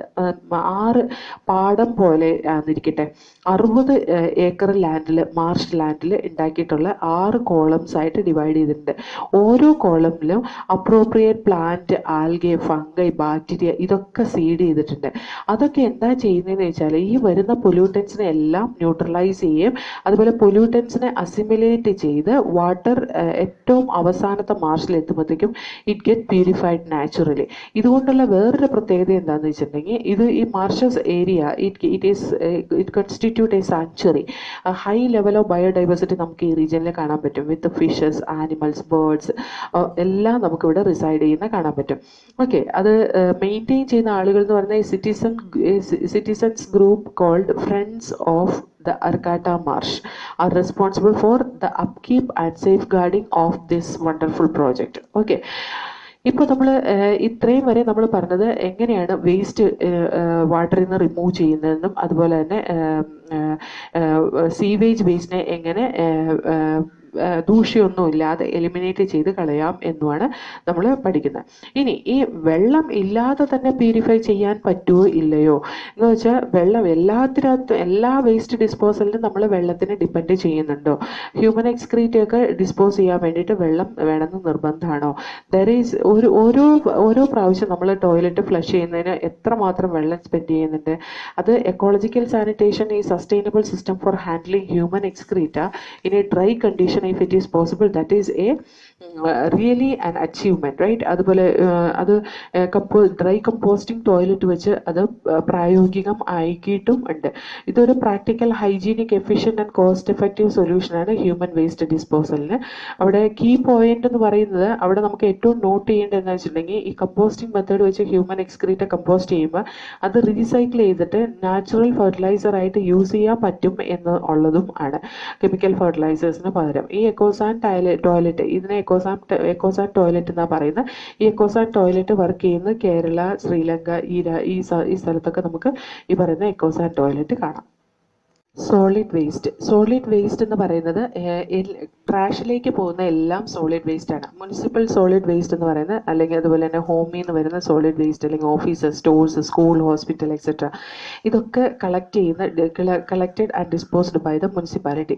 Municipal solid waste generally it comprises paper, food waste, plastic, glass, metal, rubber, leather, textile etcetera. ഈ solid waste burn ചെയ്യുന്നതുകൊണ്ട് അതിൻ്റെ ക്വാണ്ടിറ്റി റെഡ്യൂസ് ചെയ്യും. ഓക്കെ, എന്നാൽ പോലും it is not burned completely, it is not burned in open dump. Okay, സാധാരണ ഇതൊരു sanitary land ഫില്ലിൽ കൊണ്ടിടുകയും ഈ sanitary land fill മറ്റേ റാറ്റിൻ്റെയും ഫ്ലൈസിൻ്റെയും കേന്ദ്രമായിട്ട് മാറുകയൊക്കെ ചെയ്യുന്നതാണ് നമ്മൾ കാണാറുള്ളത്. സാധാരണ ലാൻഡ് ഫില്ല് എന്നൊക്കെ പറയുന്നത് we will make A trench, അതായത് ഒരു കുഴി കുഴിച്ച് അതിൻ്റെ ഉള്ളിലിട്ട് അതിനെ ക്ലേ കൊണ്ട് മൂടുകയാണ്. അതായത് അതിനുള്ള ചെളി കൊണ്ട്, ലാൻഡ് ഫിൽ സൈറ്റ് ചെളി കൊണ്ട് മൂടിയിട്ടാണ് നമ്മുടെ ഗാർബേജ് ട്രീറ്റ് ചെയ്യുന്നത്. അതല്ലാതെ നമ്മൾ ഇന്ന് കാണുന്ന അതുപോലെ ലാൻഡ് ഫിൽസ് നമുക്കൊക്കെ നമ്മുടെയൊക്കെ ഏരിയയിൽ നിയറസ്റ്റ് ഗാർബേജ് കൂട്ടിയിടുന്ന സ്ഥലത്തേക്ക് പോയി കഴിഞ്ഞ് കഴിഞ്ഞാൽ നമുക്ക് മണത്തിട്ട് ആ ഭാഗത്തേക്ക് പോകാൻ പറ്റില്ല അല്ലേ. അതുകൊണ്ട് തന്നെ അവിടെ കെമിക്കൽസ് ഒക്കെ അക്യുമുലേറ്റ് ചെയ്യും. അതുപോലെ ആ കെമിക്കൽസ് ഒക്കെ അണ്ടർഗ്രൗണ്ട് വാട്ടറിനെ പൊല്യൂട്ട് ചെയ്യാൻ പാകത്തിന് പതുക്കെ പതുക്കെ ഫിൽട്ടർ ചെയ്ത് സോയിലിലേക്ക് ഇറങ്ങുകയും ചെയ്യുന്നതൊക്കെ കാണാം. അത് വളരെ ഡേഞ്ചറസ് ആയിട്ടുള്ള കണ്ടീഷനാണ്. ലാൻഡ് ഫിൽസിൽ അങ്ങനെ ഗാർബേജ് കുന്നുകൂടി കിടക്കുമ്പോൾ റാറ്റും അതുപോലെ രോഗം പരത്തുന്ന കുറേ ഓർഗാനിസംസ് അതേപോലെ വെക്ടേഴ്സൊക്കെ ഒരുപാട് ഇൻക്രീസ് ചെയ്യുന്ന നമുക്ക് കാണാൻ പറ്റും. ഇതിനൊരു സൊല്യൂഷൻ എന്ന് പറയുന്നത് ഈ ഹ്യൂമൻ ബീങ്സ് കുറച്ചും കൂടെ സെൻസിറ്റീവ് ആവണം എൻവയോൺമെന്റൽ ഇഷ്യൂസിൽ. അതായത് എല്ലാ വേസ്റ്റും കാറ്റഗറൈസ് ചെയ്ത് 3 ടൈപ്പായിട്ട് മാറ്റാം. ബയോഡിഗ്രേഡബിൾ വേസ്റ്റും റീസൈക്ലബിൾ വേസ്റ്റും നോൺ ബയോഡിഗ്രേഡബിൾ വേസ്റ്റും. ഗാർബേജ് ഇപ്പോൾ ഗാർബേജ് കൂട്ടിയിടുന്ന അവിടെയൊക്കെ നമുക്ക് കാണാൻ പറ്റും ചില ആളുകൾ നിന്നിട്ട് ഇങ്ങനെ വേസ്റ്റ് തിരിച്ചിടുന്നത്. പക്ഷെ അതിനൊരു പരിധിയുണ്ട്. അപ്പോൾ നമ്മൾ തന്നെ നമ്മുടെ വീട്ടിൽ നിന്ന് ഇങ്ങനെ ഗാർബേജ് തിരിച്ച് ഇങ്ങനെ വേസ്റ്റ് കളക്ട് ചെയ്യുന്ന ആളുകൾക്ക് കൊടുക്കുകയാണെങ്കിൽ that will B the best method. നമ്മൾക്ക് ഫ്ലാറ്റിലൊക്കെ ജീവിക്കുന്ന ആളുകൾക്കറിയാം, നമ്മൾ ഡിഫറെൻറ്റ് ഇതാണ് വെക്കുന്നത്. അതായത് നമ്മുടെ മെഡിസിൻ്റെ വേസ്റ്റ് ഇടാനും അതുപോലെ തന്നെ പ്ലാസ്റ്റിക് വേസ്റ്റ് ഇടാനും ഒന്ന്, അതേപോലെ ഫുഡ് വേസ്റ്റ് ഇടാനും ഒന്ന്, അങ്ങനെയൊക്കെ പല ഇതായിട്ടാണ് പല വേസ്റ്റ് ബിന്നാണ് നമ്മൾ സൂക്ഷിക്കാറ്. അങ്ങനെ സെപ്പറേറ്റ് ചെയ്ത് നമ്മൾ വേസ്റ്റിനെ ട്രീറ്റ് ചെയ്യുകയാണ് ഏറ്റവും എഫിഷ്യൻ്റ് ആയിട്ടുള്ള വേ എന്ന് പറയുന്നത് സോളിഡ് വേസ്റ്റ് ട്രീറ്റ് ചെയ്യാൻ വേണ്ടിയിട്ട്. ബയോഡിഗ്രേഡബിൾ ആയിട്ടുള്ള മെറ്റീരിയലിനെ നമുക്കൊന്നും വറി ചെയ്യേണ്ട ആവശ്യമില്ല. നമ്മളൊരു പിറ്റ് ഉണ്ടാക്കി അതിനകത്ത് വറി ചെയ്ത് കഴിഞ്ഞ് കഴിഞ്ഞാൽ കുറച്ച് നാൾ കഴിയുമ്പോൾ അത് ബ്രേക്ക് ഡൗൺ ആയി പോയിക്കോളും. ഓക്കെ. അതുപോലെ നോൺ ബയോഡിഗ്രേഡബിൾ ആണെങ്കിൽ we need to treat according to that. Okay. അത് നമുക്ക് നമ്മുടെ വീട്ടിൽ വരുന്ന കബഡി വാലാസ് അല്ലെങ്കിൽ റാഗ് പിക്കേഴ്സ് അവർക്കൊക്കെ കൊടുക്കുക. ഈ നോൺ ബയോഡിഗ്രേഡബിൾ വേസ്റ്റ് ആയിട്ടുള്ള പ്ലാസ്റ്റിക് അങ്ങനത്തെ സാധനങ്ങളൊക്കെ അവർ വന്ന് കളക്ട് ചെയ്ത് കൊണ്ടുപോകുന്നത്. ഈ നോൺ ബയോഡിഗ്രേഡബിൾ വേസ്റ്റ് തന്നെ റീസൈക്കിൾ ചെയ്യാൻ പറ്റുന്നുണ്ടെങ്കിൽ റീസൈക്കിൾ ചെയ്യാം. പിന്നെ നോൺ ബയോഡിഗ്രേഡബിൾ വേസ്റ്റ് റീസൈക്കിൾ ചെയ്യാൻ പറ്റാത്ത വേസ്റ്റ് ഉണ്ടല്ലോ, അതായത് പ്ലാസ്റ്റിക് പോലത്തെ ഒരുപാട് റീസൈക്ലിംഗ് ചെയ്യാൻ പറ്റാത്തത്, റീസൈക്കിൾ ചെയ്യുന്നില്ല എന്നല്ല കേട്ടോ പറയുന്നത്, പ്ലാസ്റ്റിക്കും റീസൈക്കിൾ ചെയ്യുന്നുണ്ട്. പക്ഷേ എല്ലാ പ്ലാസ്റ്റിക്സും നമുക്ക് റീസൈക്കിൾ ചെയ്യാൻ പറ്റില്ല. അങ്ങനത്തെ സാധനങ്ങൾ വാങ്ങിക്കുന്ന സമയത്ത് മാക്സിമം പ്ലാസ്റ്റിക് അവോയ്ഡ് ചെയ്യാൻ ശ്രമിക്കാം. അതേപോലെ നമ്മൾ ഇപ്പം അങ്ങനെ അവോയ്ഡ് ചെയ്യാൻ ശ്രമിക്കുക എന്ന് പറഞ്ഞാൽ നമുക്കൊരു പരിധിയുണ്ട്. കാരണം ബിസ്ക്കറ്റ് പാക്കറ്റ് പോലും നമ്മൾ നോക്കിക്കഴിഞ്ഞ് കഴിഞ്ഞാൽ അതിൻ്റെ റാപ്പറിൽ 5-6 റാപ്പ് ഉണ്ടാവും. പക്ഷേ അതിനകത്ത് ഒന്നെങ്കിലും പ്ലാസ്റ്റിക് ഇല്ലാതിരിക്കില്ല, പോളി ബാഗ് ഇല്ലാതിരിക്കില്ല. അതുകൊണ്ട് തന്നെ നമ്മുടെ എൻവയോൺമെൻറ്റൽ പൊല്യൂഷൻ കൺട്രോൾ ചെയ്യണമെങ്കിൽ നമ്മൾ എല്ലാവരും കൂടി ശ്രമിച്ചാൽ മാത്രമാണ് ഈ പറയുന്ന എൻവയോൺമെൻറ്റിൽ പൊല്യൂഷൻ കൺട്രോൾ ചെയ്യാൻ പറ്റുള്ളൂ. ഇന്നത്തെ കാലത്ത് പ്ലാസ്റ്റിക് ഒക്കെ ഒഴിവാക്കണം എന്നൊക്കെ പറഞ്ഞിട്ട് നമ്മൾ തുണി സഞ്ചി അതല്ലെങ്കിൽ ചാക്കിൻ്റെ മെറ്റീരിയലൊക്കെ വെച്ചിട്ട് നമ്മൾ സാധനങ്ങൾ ക്യാരി ബാഗ് ആക്കിയിട്ട് നമ്മൾ സാധനങ്ങൾ വാങ്ങിക്കാൻ പോകാറുണ്ട്. അങ്ങനത്തെ കുറേ പ്ലാസ്റ്റിക് വേസ്റ്റ് റിഡ്യൂസ് ചെയ്യാൻ അത് സഹായിക്കും. അതുപോലെ ഹോസ്പിറ്റലിൽ ജനറേറ്റ് ചെയ്യുന്ന വേസ്റ്റ് സാധാരണ അത് എന്താ പറയുക ഡിസിൻഫെക്റ്റൻറ്റ്, അതിനകത്ത് ഡിസിൻഫെക്റ്റൻറ്റും അതുപോലെ തന്നെ ഹാംഫുൾ കെമിക്കൽസും എല്ലാം കാണും, പാത്തജനിക് മൈക്രോ ഓർഗാനിസംസും ഒക്കെ കാണും. അതുകൊണ്ട് തന്നെ അതൊരു കെയർഫുൾ ട്രീറ്റ്മെൻറ്റ് വേണ്ടതാണ് അതിൻ്റെ ഡിസ്പോസലിനൊക്കെ വേണ്ടിയിട്ട്. So incinerator is the crucial thing in the hospital. അത് അവോയ്ഡ് ചെയ്യാൻ പറ്റാത്തൊരു സാധനമാണ് ഇൻസിനറേറ്റർ എന്ന് പറയുന്നത്. ഇൻസിനറേറ്റർ എന്ന് പറയുന്നത് എന്താണെന്നറിയോ, കത്തിച്ച് കളയുന്നത്. ഇപ്പോൾ ചില മിക്കവാറും ഹോസ്പിറ്റലിലൊക്കെ ഉണ്ടായിരുന്നു, നമ്മൾ ഇഞ്ചക്ഷൻ എടുത്തു കഴിഞ്ഞ് കഴിയുമ്പോൾ അവരൊരു സൂചി വന്നിട്ട് ഒരു സാധനം ഒരു ചെറിയൊരു ഇൻസ്ട്രുമെൻറ്റിനകത്തേക്ക് കുത്തിയിട്ട് അത് കരിച്ച് കളയാനാറില്ലേ, അത് ഒരു ഇൻസിനറേറ്ററാണ്. അതേപോലെ ഇൻസിനറേറ്റർ അത് ചെറിയ ഇൻസിനറേറ്ററാണ് കേട്ടോ. അതുപോലെ നമ്മൾ എന്താ പറയുക മെൻസ്ട്രൽ സൈക്കിളിൽ യൂസ് ചെയ്യുന്ന പാഡ് ഡിസ്പോസ് ചെയ്യാൻ വേണ്ടിയിട്ട് ഇൻസിനറേറ്ററാണ്, അത് കത്തിച്ച് കളയുന്നത്. അങ്ങനത്തെ കാര്യങ്ങൾ നമ്മൾ ഹോസ്പിറ്റൽസിൽ ഉണ്ടാവാതെ പറ്റില്ല. പിന്നെ കമ്പ്യൂട്ടറിൽ നിന്നുള്ള വേസ്റ്റ് ഒക്കെ ഇലക്ട്രോണിക് വേസ്റ്റ് അത് ട്രീറ്റ് ചെയ്യാൻ നല്ല ബുദ്ധിമുട്ടാണ്. അത് ട്രീറ്റ് ചെയ്യണമെങ്കിൽ ലാൻഡ് ഫിൽസിൽ waste are buried in landfills or incinerated, ഒന്നുപോലെ കത്തിച്ച് കളയണം അല്ലെങ്കിൽ അത് ബറി ചെയ്യേണ്ടി വരും. നമ്മുടെ half of the waste generate ചെയ്യുന്ന ഡെവലപ്ഡ് വേൾഡിൽ നിന്നാണ്. പക്ഷേ അവരെന്ത് ചെയ്യുന്നത് വെച്ചിട്ടുണ്ടെങ്കിൽ that will be exported to the developing countries like China, India, Pakistan. നമുക്കതിൽ നിന്ന് എന്താ കിട്ടുന്നതെന്ന് വെച്ചാൽ നമ്മൾ കോപ്പറും അയണും സിലിക്കണും നിക്കലും ഗോൾഡും ഒക്കെ റിക്കവർ ചെയ്തതിന് ശേഷം നമ്മൾ റീസൈക്ലിംഗ് പ്രോസസ്സിന് വിടും. ഒന്ന് ആലോചിച്ച് നോക്കിക്കേ, ഈ പറയുന്ന ഇലക്ട്രോണിക് വേസ്റ്റ് വേറെ ഏതോ രാജ്യത്തു നിന്ന് വരുത്തി നമ്മൾ കുറച്ച് മാത്രം എടുത്തിട്ട് ബാക്കി വേസ്റ്റ് മുഴുവൻ നമ്മുടെ കൺട്രിയിൽ അക്യുമുലേറ്റ് ചെയ്യുക അല്ലേ.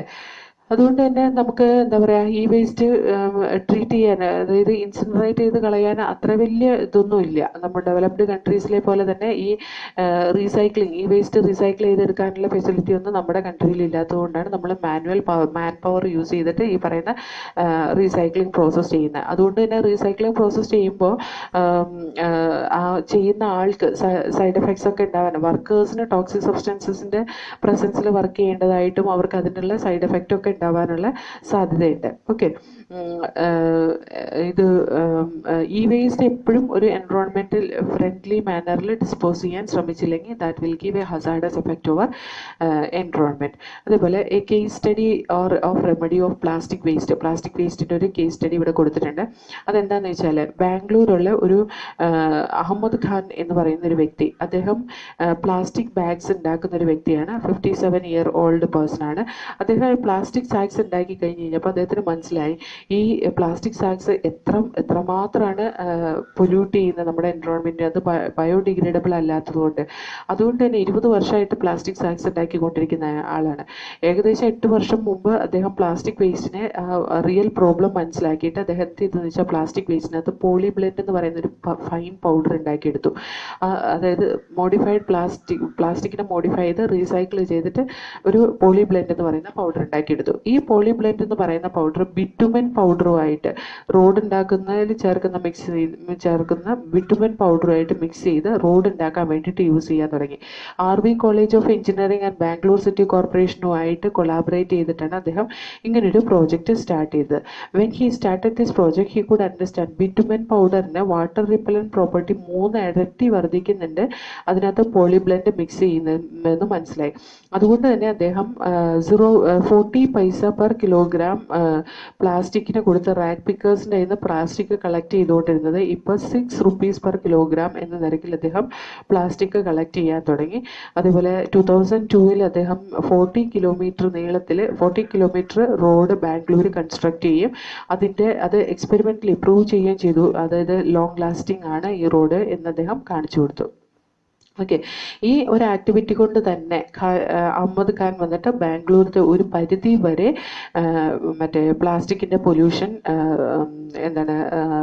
ഇറാഡിക്കേറ്റ് ചെയ്യാൻ അദ്ദേഹത്തിനെ കൊണ്ട് സാധിച്ചിട്ടുണ്ട്. പോളിബ്ലെൻഡ് പോലെ ഉള്ള സാധനങ്ങൾ, അങ്ങനത്തെ ഇന്നോവേഷൻസ് എന്ന് പറയുന്ന ഒരു ഗ്രേറ്റ് കോൺട്രിബ്യൂഷനാണ് നമ്മുടെ എൻവറോൺമെൻറ്റിന് കേട്ടോ. Next agro chemicals and their effect ആണ് കേട്ടോ. ഗ്രീൻ റെവല്യൂഷൻ്റെ ഭാഗമായിട്ട് ഇനോർഗാനിക് ഫെർട്ടിലൈസേഴ്സിൻ്റെയും പെസ്റ്റിസൈഡ്സിൻ്റെയും ഫംഗിസൈഡ്സിൻ്റെയും ഹെർബിസൈഡ്സിൻ്റെ ഒക്കെ യൂസേജ് കൂടി വരികയാണ്. ഇതിൻ്റെയൊക്കെ യൂസേജ് കൊണ്ട് നോൺ ടാർഗറ്റ് ഓർഗാനിസംസും ടാർഗറ്റ് ചെയ്യപ്പെടുന്നു. അതായത് നമുക്ക് വേണ്ട ഫ്രണ്ട്ലി ആയിട്ടുള്ള എർത്ത് വോമും ഒക്കെ ചത്തുപോകാനുള്ള സാധ്യതയുണ്ട്. അതേപോലെ തന്നെ increased usage of chemical fertilisers അത് അക്വാറ്റിക് എക്കോസിസ്റ്റത്തിലേക്ക് ചെന്ന് കഴിഞ്ഞാൽ യൂട്രോഫിക്കേഷനും കാരണമാവും. അതുകൊണ്ട് തന്നെ അഗ്രികൾച്ചറിലെ ഏറ്റവും എന്താ പറയുക കറൻറ്റ് പ്രോബ്ലം എന്ന് പറയുന്നത് വളരെ സിവിയർ ആയിട്ടുള്ള ഒരു ഇഷ്യൂ തന്നെയാണ് എൻവറോൺമെൻറ്റൽ പൊല്യൂഷനിൽ.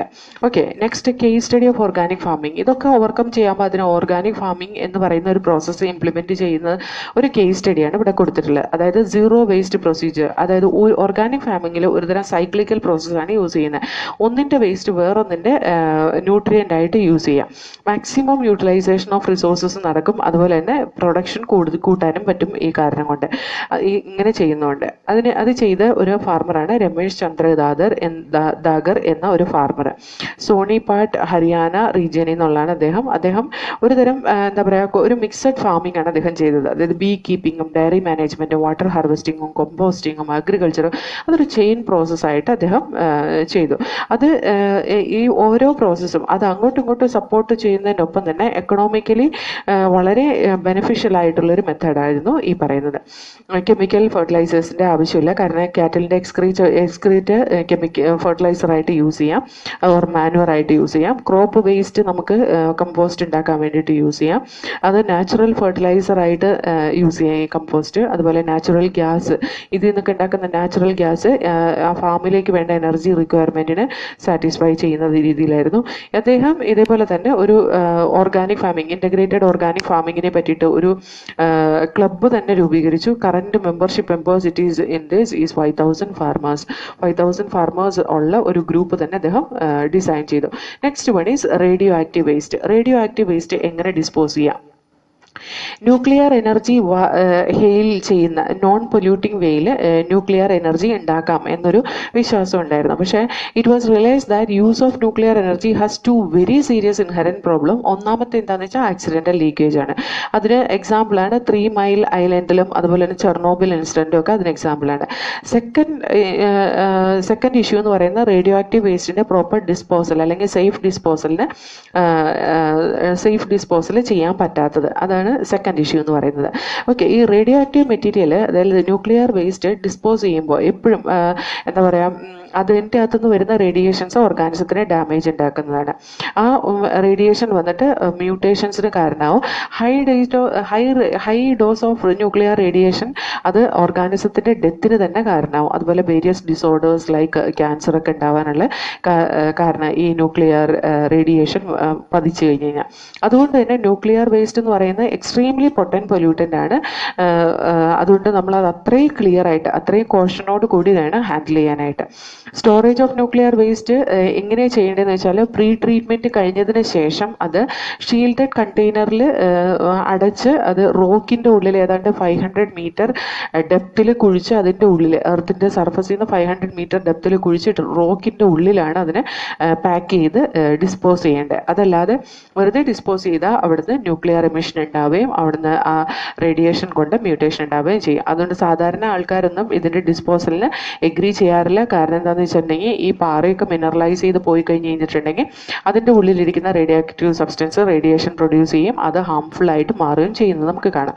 ഇനി greenhouse effect and global warming. അടുത്ത് നമുക്ക് ഗ്രീൻ ഹൗസ് എഫക്റ്റും ഗ്ലോബൽ വാർമിംഗ് ആണ് പഠിക്കാനുള്ളത്. എന്താണ് ഗ്രീൻ ഹൗസ് എഫക്റ്റ് എന്ന് പറയുന്നത്?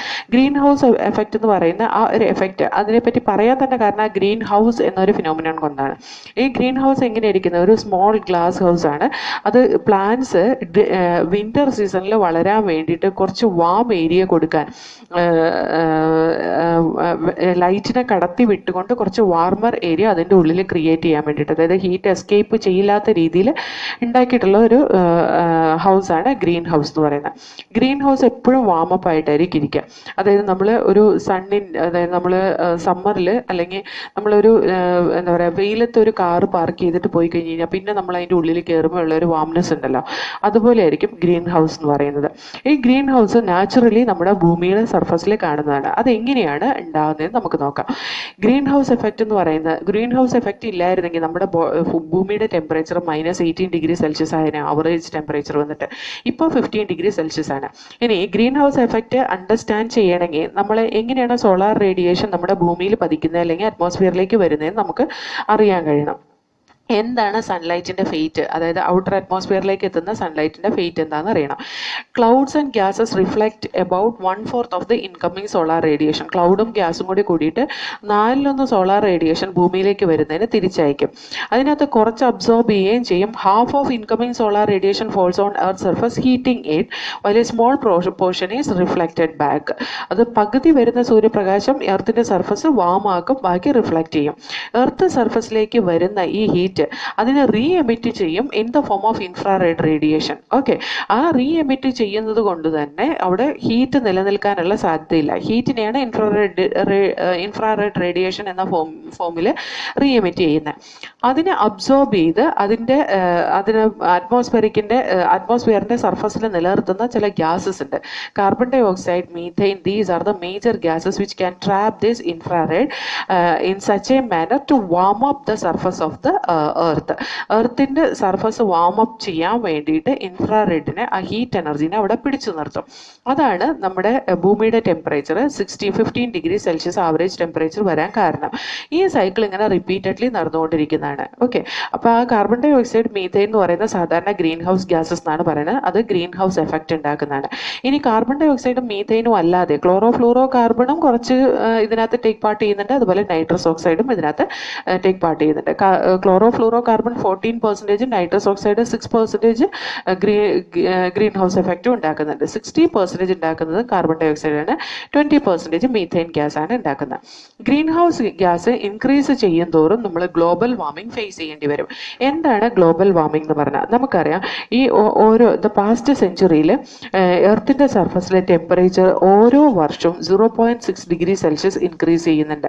0.6°C ടെമ്പറേച്ചർ ഓരോ വർഷവും ഇൻക്രീസ് ചെയ്യാന്ന് പറഞ്ഞാൽ പറഞ്ഞാൽ ഇത് അത്ര യാത്ര എന്താ പറയുക 0.6 ഡിഗ്രി ഓരോ വർഷമല്ല 3 ഡീക്കേഡിൽ, അതായത് 30 വർഷത്തിനുള്ളിൽ 0.6 ഡിഗ്രി സെൽഷ്യസ് ടെമ്പറേച്ചർ ഇൻക്രീസ് ചെയ്യുന്നുണ്ട്.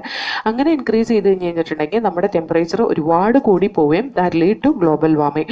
ഓക്കെ, ആ എൻവറോൺമെൻറ്റിൽ ഉണ്ടാകുന്ന ക്ലൈമാറ്റിക് ചേഞ്ച് അതിനെ നമ്മൾ പറയുന്ന പേരാണ് എൽ നിനോ എഫക്റ്റ്. അതായത് ടെമ്പറേച്ചർ കൂടുന്ന കാർബൺ ഡയോക്സൈഡിൻ്റെയും മീഥൈൻ്റെയും അതുപോലെ തന്നെ ക്ലോറോ ഫ്ലോറോ കാർബണിൻ്റെയും നൈട്രസ് ഓക്സൈഡിൻ്റെയും ഒക്കെ കൂടുതൽ കൊണ്ടുണ്ടാകുന്ന ഒരു എഫക്റ്റാണ് El Nino effect. El Nino effect എന്ന് പറയുന്നത് വേറൊന്നല്ല, നമ്മുടെ സമുദ്രത്തിൻ്റെ സർഫസിലെ ടെമ്പറേച്ചർ കൂടുകയും അതേപോലെ അത് ലാൻഡിൽ ഈക്വലായിട്ട് എഫക്റ്റ് ചെയ്യുകയും ചെയ്യപ്പെടുന്നതിന് എൽ നിനോ എഫക്റ്റ് എന്ന് പറയുന്നത്. അത് ഇക്വേറ്റർ റീജിയനിലാണ് ഏറ്റവും കൂടുതൽ കാണുന്നത്. ഇക്വേറ്റർ റീജിയനിൽ കാണുന്ന പസഫിക് ഓഷ്യനിലൊക്കെയാണ് ഈ എൽ നിനോ എഫക്റ്റ് കൂടുതലായിട്ട് കണ്ടുവരുന്നത്. ഓക്കെ, അതുപോലെ ഈ എൽ നിനോ എഫക്റ്റ് കൊണ്ട് ഉണ്ടാകുന്ന ദൂഷ്യങ്ങളൊക്കെ എന്തൊക്കെയാണെന്ന് വെച്ചിട്ടുണ്ടെങ്കിൽ പോളാർ റീജിയനിലുള്ള ഐസ് ക്യാപ്സ് ഒക്കെ മെൽറ്റ് ആവാൻ സാധ്യതയുണ്ട്. ഹിമാലയൻ സ്നോ ക്യാപ്സ് ഒക്കെ മെൽറ്റ് ആവും. അതുപോലെ ഇങ്ങനെ മെൽറ്റ് ആയിക്കൊണ്ടിരുന്ന് കഴിഞ്ഞിട്ടുണ്ടെങ്കിൽ നമ്മുടെ കോസ്റ്റൽ ഏരിയ, നമ്മുടെ സീയുടെ ലെവൽ കൂടും. സീയുടെ ലെവൽ കൂടി കഴിഞ്ഞ് കഴിഞ്ഞാൽ കോസ്റ്റൽ ഏരിയ പകുതി വന്ന് സബ്മേർജ് ആയി പോകും അല്ലേ. അതുകൊണ്ട് തന്നെ global warming, it is to reduce that, many research it is taking place. കുറേ റിസർച്ച് അതിനെ ചുറ്റിപ്പറ്റി നടക്കുന്നുണ്ട്. ഗ്ലോബൽ വാർമിങ്ങിനെ കൺട്രോൾ ചെയ്യാൻ വേണ്ടിയിട്ട് കുറേ റിസർച്ച് നടക്കുന്നുണ്ട്. ഈ ഗ്ലോബൽ വാർമിങ്ങിനെ കൺട്രോൾ ചെയ്യാൻ വേണ്ടിയിട്ട് cutting down use of fossil fuel കുറയ്ക്കുക, ഫോസിൽ ഫ്യൂവലിൻ്റെ യൂസ് കുറയ്ക്കുക, അതായത് cutting down use of fossil fuel. അതുപോലെ എനർജി യൂസേജിൻ്റെ എഫിഷ്യൻസി കൂട്ടുക, അത് എന്ന് പറഞ്ഞാൽ ഒരുപാട് എനർജി യൂസ് ചെയ്യാതെ ഇരിക്കുക, എഫിഷ്യൻസി കൂട്ടി എനർജി യൂസ് ചെയ്യുക. റിഡ്യൂസിങ് ഡീഫോറസ്റ്റേഷൻ, നമ്മൾ വനം വെട്ടി നശിപ്പിക്കുന്നത് കുറയ്ക്കുക. Planting trees and slowing down the growth of human population കൂട്ടുക, അതായത് പ്ലാന്റിങ് ട്രീസിനെ നട്ടുപിടിപ്പിക്കുന്ന കൂട്ടണം. അതുപോലെ തന്നെ ഗ്രോത്ത് ഓഫ് ഹ്യൂമൻ പോപ്പുലേഷൻ കുറയ്ക്കുന്നത് അത് കുറച്ചും കൂടെ എഫക്റ്റീവായിട്ട് നടക്കുന്നതായിട്ട് നമ്മൾ ഉറപ്പുവരുത്തുക. ഇതൊക്കെയാണ് എന്താണ് ഗ്ലോബൽ വാർമിംഗ് കുറയ്ക്കാനുള്ള മാർഗങ്ങൾ. International initiatives are also taken to reduce the emission of green house gases in to the atmosphere. ഇത് നമ്മുടെ നാട്ടിൽ ഇന്ത്യയിൽ മാത്രം നടക്കുന്ന ഒരു പ്രോസസ്സ് അല്ല, എല്ലായിടത്തും ഒരേപോലെ എഫക്റ്റ് ചെയ്യുന്നതാണ്. അതുകൊണ്ട് തന്നെ എല്ലാ നേഷൻസും ഇതിനകത്ത് ടേക്ക് പാർട്ട് ചെയ്യുന്നുണ്ട്. ഇനി next one ozone depletion in the stratosphere. നമുക്ക് 2 തരത്തിലുള്ള ഓസോൺ പാളിയാണുള്ളത്. ഓസോൺ പാളി ട്രോപ്പോസ്ഫിയറിലും സ്ട്രാറ്റോസ്ഫിയറിലും ഉണ്ട്. ട്രോപ്പോസ്ഫിയർ എന്ന് പറയുന്ന ലോവർ അറ്റ്മോസ്ഫിയർ ആണ്. അവിടെയുള്ള ഓസോൺ പാളിക്ക് നമ്മൾ ബാഡ് ഓസോൺ എന്നാ പറയാം. ബാഡ് ഓസോൺ എന്ന് പറയുന്നത് സ്മോഗ് കൊണ്ട് ഉണ്ടാക്കിയിട്ടുള്ളതാണ്, അതായത് സ്മോക്കും ഫോഗും അടിഞ്ഞിട്ടുള്ളതാണ്, അത് പോയിസണസ് ആണ്. സ്ട്രാറ്റോസ്ഫിയറിലുള്ള ഓസോണാണ് ഗുഡ് ഓസോൺ എന്ന് പറയുന്നത്. ആ ഓസോൺ ക്രിയേറ്റ് ചെയ്തത് തന്നെ UV റേസ് ആണ്. ഓസോൺ എന്ന് പറയുന്ന O3 മോളിക്യൂളാണ്. അവിടെ ഓക്സിജൻ മോളിക്യൂളിനെ സ്പ്ലിറ്റ് ചെയ്ത് ഒരു ഓക്സിജൻ ആറ്റം ആക്കി കഴിയുമ്പോൾ ഓക്സിജൻ ആറ്റത്തിന്റെ അൺസ്റ്റെബിലിറ്റി അല്ലെങ്കിൽ ഇൻസ്റ്റെബിലിറ്റി കൊണ്ട് ഓക്സിജൻ ആറ്റം ഒരു ഓക്സിജൻ മോളിക്യൂളിന്റെ കൂടി O3 എന്ന് പറയുന്ന ഒരു ഡെൻസ് കോമ്പൗണ്ടായി മാറുന്നതാണ് ഓസോൺ എന്ന് പറയുന്നത്. ഓക്കെ, ഈ UV rays actually highly injurious to living organism ആണ്. അത് DNA-ക്കും പ്രോട്ടീനിലും ഒക്കെ UV റേസ് അബ്സോർബ് ചെയ്യുന്നതുകൊണ്ട് അവരുടെ ഇടയിലുള്ള കെമിക്കൽ ബോൺസ് ഒക്കെ ബ്രേക്ക് ചെയ്യാനും അവിടെ മ്യൂട്ടേഷൻ സംഭവിക്കാനുമുള്ള സാധ്യതയുണ്ട്. ഈ ഓസോൺ എന്ന് പറയുന്ന ലെയർ ഈ പറയുന്ന UV റേസിന് നമ്മുടെ അറ്റ്മോസ്ഫിയറിനെ പ്രൊട്ടക്ട് ചെയ്യുന്നതാണ്. ഈ ഓസോൺ ലെയറിന്റെ തിക്നെസ് മെഷർ ചെയ്യുന്ന യൂണിറ്റ് ആണ് Dobson unit. Okay, ozone gas continuously form ചെയ്തുകൊണ്ടിരിക്കുന്ന UV റേസിന്റെ ആക്ടിവിറ്റി കൊണ്ട് മോളിക്കുലാർ ഓക്സിജനും ആറ്റോമിക് ഓക്സിജനും കൂടി കൂടിയിട്ട് കണ്ടിന്യൂസ് സ്ട്രാറ്റോസ്ഫിയറിൽ ഓസോൺ ലെയർ ഫോം ചെയ്തുകൊണ്ടിരിക്കുന്ന. അതേപോലെ തന്നെ അതിന്റെ ഡിഗ്രഡേഷൻ നടക്കുന്നുണ്ട് ഓസോൺ ലെയറിന്റെ. That is because of the emission of chlorofluorocarbon. ക്ലോറോഫ്ലൂറോകാർബണിന്റെ എമിഷൻ കൊണ്ട്, ക്ലോറോഫ്ലൂറോകാർബൺ നമ്മൾ AC നിന്നും റെഫ്രിജറേറ്ററിൽ നിന്നും ഒക്കെ എമിറ്റ് ചെയ്തു പോകുന്നതാണ്. ഈ ഡിസ്ചാർജ് ലോവർ പാർട്ട് ഓഫ് അറ്റ്മോസ്ഫിയറിൽ നിന്ന് അപ്പർ പാർട്ടിലേക്ക് മൂവ് ചെയ്യും. അപ്പർ പാർട്ടിലെത്തി കഴിയുമ്പോൾ അൾട്രാവയലറ്റ് റേഡിയേഷൻ അതിനകത്ത് ക്ലോറിൻ ആറ്റംസിനെ സെപ്പറേറ്റ് ആക്കി വിടുകയും ചെയ്യും. ഈ chloride ozone releasing molecular oxygen, chloride എന്താ പറയുക, ഓസോണിനെ ഡീഗ്രേഡ് ചെയ്ത് മോളിക്കുലാർ ഓക്സിജനെ റിലീസ് ചെയ്ത് വിടും. അതായത് ക്ലോറൈഡ് അയോൺസ് പുറത്തേക്ക് വരുന്നത് അതൊരു കാറ്റലിസ്റ്റ് പോലെ ആക്ട് ചെയ്യുക. ഓരോ ക്ലോറിൻ ആറ്റവും പോയിട്ട് O3 മോളിക്യൂളിൽ ആക്ട് ചെയ്തിട്ട് O2 മോളിക്യൂളും ഓക്സിജനും ആക്കി മാറ്റും. ആ ഓക്സിജനും വേറൊരു ഓക്സിജനും കൂടി കൂടിയിട്ട് വേറൊരു ഓക്സിജൻ മോളിക്യൂൾ ഉണ്ടാവും. അപ്പോൾ O3 എന്ന് പറയുന്ന ഡെൻസ് തിക്നെസ് ലെയർ ഉണ്ടാവുന്നത് തടയുകയും അതേപോലെ തന്നെ അതിനെ സെപ്പറേറ്റ് ആക്കി വിടുകയും ചെയ്യും. അപ്പോൾ ക്ലോറോഫ്ലൂറോ കാർബൺ സ്ട്രാറ്റോസ്ഫിയറിലേക്ക് ആഡ് ചെയ്യുമ്പോൾ നമുക്ക് കാണാം ഓസോൺ ലെവൽ ഡിക്രീസ് ചെയ്യുന്നത്, അതായത് ഓസോണിൻ്റെ ഡിപ്ലീഷൻ സംഭവിക്കുന്നത് നമുക്ക് കാണാൻ പറ്റും. Ozone depletion it is occurring widely in the stratosphere. ഇന്നത്തെ കാലത്ത് സ്ട്രാറ്റോസ്ഫിയറിൽ ഒരുപാട് ഓസോൺ ഡിപ്ലീഷൻ നടക്കുന്നുണ്ട്. Majorly it is occurring in the Antarctic region. Antarctic റീജിയനിലാണ് ഏറ്റവും കൂടുതൽ തിന്നിങ് ഓഫ് ഓസോൺ ലെയർ നടക്കുന്നത്. അതിന് ഓസോൺ ഹോൾ എന്നാണ് പറയുന്നത്. U V radiation wavelength കുറവുള്ള യു വി ബി റേഡിയേഷനേക്കാൾ വേവ് ലെങ്ത് കുറവുള്ള റേഡിയേഷൻ അത് കംപ്ലീറ്റ്ലി എർത്തിൻ്റെ സർഫസിലേക്ക് അബ്സോർബ് ചെയ്യും, ഓസോൺ ലെയർ ഇൻടാക്റ്റ് ആക്കി മാറ്റുകയും ചെയ്യാൻ വേണ്ടിയിട്ട് അതിന് കഴിവുണ്ട്. But U V B radiation എന്താ ചെയ്യുന്നത് വെച്ചാൽ DNA മ്യൂട്ടേഷൻ നടക്കാൻ ഒരു കാരണമാവും. Ageing of skin, damage of skin cells and various type of skin cancers ഉണ്ടാവും. അതുപോലെ ഹ്യൂമൻ ഐയിലുള്ള കോർണിയെ UVB അബ്സോർബ് ചെയ്തിട്ട് അതിന് ഡാമേജ് ഉണ്ടാവും. അതുപോലെ തന്നെ UVB കോസ് ഇൻഫ്ലമേഷൻ ആൻഡ് കോർണിയനെ ഡാമേജ് ചെയ്യിപ്പിക്കും. സ്നോ ബ്ലൈൻഡ്നെസ് ഉണ്ടാവും, കാറ്ററാക്ട്, അങ്ങനത്തെ ഒക്കെ ഡിസീസസ് ഉണ്ടാക്കാൻ കാരണമാക്കും. പെർമനൻ്റ്ലി കോർണിയ ഡാമേജ് ആയി കഴിഞ്ഞ് കഴിഞ്ഞാൽ പിന്നെ നമുക്ക് കോർണിയ ട്രാൻസ്പ്ലാന്റ് ചെയ്യേ നിവൃത്തിയുള്ളൂ. അപ്പോൾ അങ്ങനത്തെ കാര്യങ്ങളൊക്കെ നടക്കും. UVA, UVB, UVC അങ്ങനെയാണ് റേഡിയേഷൻസ് കേട്ടോ. അതിനകത്ത് ഈ UV റേഡിയേഷൻസ് എല്ലാം ഷോർട്ടർ വേവ് ലെങ്ത് ഉള്ള, അതായത് 10 nanometre to 400 nanometre wave length ഉള്ള റേഡിയേഷനാണ്. UVB റേഡിയേഷനിൽ താഴെ വേവ് ലെങ്ത് ഉള്ള റേഡിയേഷനാണ് ഓസോൺ ലെയർ ഉണ്ടാക്കുന്നത്. UVB റേഡിയേഷനാണ് നമുക്ക് മ്യൂട്ടേഷൻ ഉണ്ടാക്കുന്നത്. UVC റേഡിയേഷനൊക്കെ ഹാംഫുൾ എഫക്റ്റ് ഉണ്ടാക്കുന്ന റേഡിയേഷൻസ് തന്നെയാണ് കേട്ടോ. ഇനി ഇതിൻ്റെ സീരിയസ്നെസ് മനസ്സിലാക്കിക്കൊണ്ട്, അതായത് ഓസോൺ ഡിപ്ലീഷൻ്റെ സീരിയസ്നെസ് മനസ്സിലാക്കിക്കൊണ്ട് ഈ international treaty known as Montreal protocol was signed. Montreal protocol എന്ന് പറയുന്ന ഒരു പ്രോട്ടോകോൾ സൈൻ ചെയ്തു. That was signed in Montreal, കാനഡയിലുള്ള ഒരു സ്ഥലമാണ്, 1987. അതുകൊണ്ടാണ് അതിന് മോൺട്രിയൽ പ്രോട്ടോകോൾ എന്ന് പറയുന്നത്. 1989 മുതൽ അത് പ്രാബല്യത്തിൽ വന്നു. അതായത് ഓസോൺ ഡിപ്ലീറ്റിംഗ് സബ്സ്റ്റൻസിൻ്റെ എമിഷൻ കൺട്രോൾ ചെയ്യാൻ വേണ്ടിയിട്ടുള്ള ഒരു പ്രോട്ടോകോളാണ്. അപ്പോൾ subsequently many more effort have been made and protocol have laid down definite roadmap separately for developed and developing countries. അതാത് രാജ്യങ്ങളിൽ ക്ലോറോഫ്ലൂറോ കാർബണിൻ്റെ എമിഷൻ കുറയ്ക്കാൻ വേണ്ടിയിട്ടും ഓസോണിൻ്റെ ഡിപ്ലീഷൻ ലെവൽ കുറയ്ക്കാൻ വേണ്ടിയിട്ടും അവരുടേതായ എഫേർട്ട് എടുത്തിട്ടുണ്ട്. ഇനി degradation by improper source utilization and maintenance. അതായത് നമ്മൾ പ്രോപ്പറായിട്ട് നമ്മുടെ റിസോഴ്സ് യൂട്ടിലൈസേഷൻ ചെയ്തില്ലെങ്കിൽ അല്ലെങ്കിൽ അത് മെയിൻറ്റെയിൻ ചെയ്തില്ലെങ്കിൽ ഉണ്ടാകുന്ന ഡീഗ്രഡേഷൻസ് ആണ് ഇനി നമ്മൾ പറയുന്നത്. നാച്ചുറൽ റിസോഴ്സസ്, അതായത് പൊല്യൂട്ടൻസ് നാച്ചുറൽ റിസോഴ്സസിൽ ആക്ട് ചെയ്യുമ്പോൾ ഇംപ്രോപ്പർ റിസോഴ്സ് യൂട്ടിലൈസേഷൻ പ്രാക്ടീസസ് എന്നാണ് നമ്മൾ പറയുക. സോയിൽ ഇറോഷനും ഡെസർട്ടിഫിക്കേഷനും വാട്ടർ ലോഗിങ്, സോയിൽ സെലിനിറ്റി, ഇതൊക്കെ അതിനൊരു എക്സാമ്പിളാണ് കേട്ടോ. സോയിൽ ഇറോഷൻ എന്ന് പറയുന്നത് development of the fertile top soil take centuries, 100 കണക്കിന് വർഷങ്ങൾ എടുത്തിട്ടാണ് ഫെർട്ടൈൽ സോയിൽ ഉണ്ടാകുന്നത്. അത് ഒഴുകി പോകാൻ വേണ്ടിയിട്ടോ റിപ്പീറ്റഡ് കൾട്ടിവേഷൻ കൊണ്ട് അത് ഒഴുകി പോകാൻ വേണ്ടിയിട്ടും അൺറെസ്ട്രിക്റ്റഡ് ഗ്രേസിങ് കൊണ്ട് അത് നശിച്ചു പോകാനും ഡീഫോറസ്റ്റേഷൻ കൊണ്ട് അതില്ലാതെയാവാനും പുവർ ഇറിഗേഷൻ പ്രാക്ടീസസ് കൊണ്ട് ഇല്ലാതെയാവാനും അതിനൊക്കെ ഒരു ബെയർ ലാൻഡാക്കി അല്ലെങ്കിൽ ഒരു ഏരിഡ് പാച്ച് ഓഫ് ലാൻഡ് അല്ലെങ്കിൽ ഇൻഫെർട്ടൈൽ ലാൻഡാക്കി മാറ്റാൻ വളരെ കുറച്ച് സമയം മതി. അത് ഈ ഇൻഫെർട്ടൈൽ ലാൻഡ് കുറേ കൂടി when large barren patches extend and meet over a time, അന്നേരമാണ് ഡെസേർട്ടൊക്കെ ഉണ്ടാകുന്നത്. Okay, internationally it has been recognized that desertification is a major problem nowadays, particularly due to increased urbanization. Urbanization കൂടുന്തോറും നമുക്ക് ഈ desertification കൂടി വരുന്ന ഇന്റർനാഷണൽ ഇഷ്യൂ തന്നെയായിട്ട് മാറിയിട്ടുണ്ട്. ഇനി വാട്ടർ ലോഗിങ് ആൻഡ് സോയിൽ സെലിനിറ്റി. എന്താ വാട്ടർ ലോഗിങ് എന്ന് പറഞ്ഞാൽ, ഒരുപാട് ഇറിഗേഷൻ നടത്തി അവിടുന്ന് വെള്ളം ഒഴുകി പോകാൻ കഴിവില്ല, ഒരുപാട് വെള്ളം കെട്ടിക്കിടക്കുന്ന ഏരിയയിലാണ് വാട്ടർ ലോഗിങ് നടക്കുക. വാട്ടർ ലോഗിങ് നടന്നാൽ അത് ക്രോപ്പിനെ അഫക്റ്റ് ചെയ്യും. വാട്ടർ ലോഗിങ് നടക്കുന്നതുകൊണ്ട് സോയിലിൻ്റെ സർഫസിൽ സോൾട്ട് അക്യുമുലേറ്റ് ചെയ്യും. ഈ ഡെപ്പോസിറ്റ് ആയിട്ടുള്ള സോൾട്ട് ലാൻഡ് സർഫസിൽ നിന്ന് പ്ലാന്റ്സിൻ്റെ റൂട്ടിലേക്ക് എത്താതിരിക്കുകയും ചെയ്യും. അപ്പം മിനറൽ ഡെഫിഷ്യൻസി വരും. അതേപോലെ തന്നെ വാട്ടർ ലോഗിങ് നടക്കുന്ന റീജിയനിൽ വളരുന്ന ഒരു പ്ലാന്റ്, അതിന് വാട്ടർ ഡെഫിഷ്യൻസിയിൽ ഉണ്ടാകുന്ന എല്ലാ സിംറ്റംസും ഉണ്ടാകും. കാരണം എന്താ വെച്ചാൽ വാട്ടർ ലോഗിങ് നടക്കുന്നിടത്ത്, വാട്ടർ ലോഗിങ് എന്ന് പറയുന്നത് തന്നെ എന്താണ്, soil if they are carrying the water more than it's field capacity, അതിന് നമ്മൾ വാട്ടർ ലോഗിങ് എന്ന് പറയാം. എന്ന് പറഞ്ഞാൽ അതിൻ്റെ ഫീൽഡ് കപ്പാസിറ്റിനേക്കാൾ കൂടുതൽ വാട്ടർ ഉണ്ടെന്ന് പറഞ്ഞു കഴിഞ്ഞിട്ടുണ്ടെങ്കിൽ അവരുടെ ഓരോ തരിയുടെ ഉള്ളിലും വാട്ടർ ഉണ്ട്. That is saturated with water. അവിടെ എന്തുണ്ടാവില്ല, ഓക്സിജൻ ഉണ്ടാവില്ല. അപ്പം എന്താവും, അവർക്ക് വാട്ടറിൻ്റെ അവൈലബിലിറ്റി കുറവായിരിക്കും, അല്ലെങ്കിൽ വാട്ടറിൻ്റെ അബ്സോർപ്ഷൻ ചെയ്യാൻ പറ്റില്ല. അതുകൊണ്ടാണ് ഒരു ഉണക്ക് പിടിച്ച സ്ഥലത്ത് ഒരു പ്ലാന്റ് എങ്ങനെയാണോ കാണുന്നത് അതേപോലെ തന്നെയുള്ള ക്യാരക്ടറിസ്റ്റിക് ഫീച്ചേഴ്സ് ഒക്കെ നമുക്ക് ഈ പറയുന്ന വാട്ടർ ലോഗിങ് നടന്ന പ്ലാന്റിലും കാണാൻ പറ്റും. വാട്ടർ ലോഗിങ് സോയിലിൻ്റെ സലിനിറ്റി കൂട്ടും, അതുകൊണ്ട് തന്നെ എന്താണ് ഗ്രീൻ റവല്യൂഷനിൽ ഈ വാട്ടർ ലോഗിങ് എന്ന് പറയുന്ന ഒരു മേജർ ഇത് തന്നെയാണ്, സ്റ്റഡി ചെയ്യാൻ വേണ്ടിയിട്ടുള്ളൊരു മേജർ സബ്ജക്റ്റ് തന്നെയാണ്. Next one deforestation. ഡീഫോറസ്റ്റേഷൻ എന്ന് പറഞ്ഞാൽ ഫോറസ്റ്റ് ഏരിയനെ നോൺ ഫോറസ്റ്റ് ഏരിയ ആയിട്ട് കൺവേർട്ട് ചെയ്യുന്നതിനെയാണ് ഡീഫോറസ്റ്റേഷൻ എന്ന് പറയുന്നത്.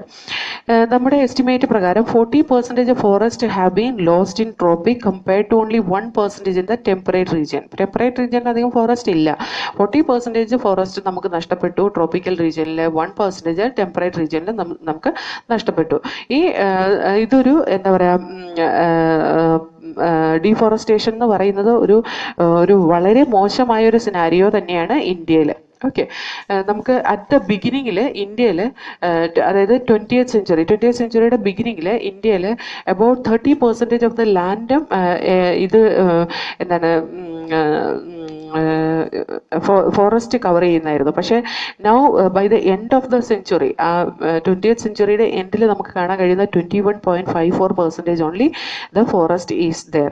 ഓക്കെ, നാഷണൽ ഫോറസ്റ്റ് പോളിസി അനുസരിച്ച് ഇൻ 1988 ഇന്ത്യയിൽ ശരിക്കും പറഞ്ഞാൽ റെക്കമെൻഡഡ് ഫോറസ്റ്റ് എന്ന് പറയാൻ 33% forest should cover the plain and 67% should cover the hill എന്നാണ്. അത്രയെങ്കിലും വേണം, പക്ഷെ അത്രയൊന്നും ഇല്ല നമുക്ക്. അതേപോലെ ഡീഫോറസ്റ്റേഷൻ എങ്ങനെയാണ് ഒക്കർ ചെയ്യുന്നതെന്ന് വെച്ചാൽ, എങ്ങനെയാണ് നടക്കുന്നതെന്ന് വെച്ചാൽ, ഹ്യൂമൻ ആക്ടിവിറ്റീസ് കൊണ്ട് തന്നെ ഡീഫോറസ്റ്റേഷൻ കൂടുതൽ ഉണ്ടാവുന്നത്. അതിൻ്റെ മേജർ റീസൺ ആണ് agriculture farming, increased agriculture farming for growing human population കൂടുന്നതനുസരിച്ച് ഫാമിംഗ് കൂടുന്നത് അതൊരു മേജർ റീസൺ തന്നെയാണ്. അതായത് ട്രീസ്, അതുകൊണ്ട് തന്നെ ടിമ്പറിനും ഫയർവുഡിനും കാറ്റിൽ റാഞ്ചിങ്ങിനും ഒക്കെ വേണ്ടിയിട്ട്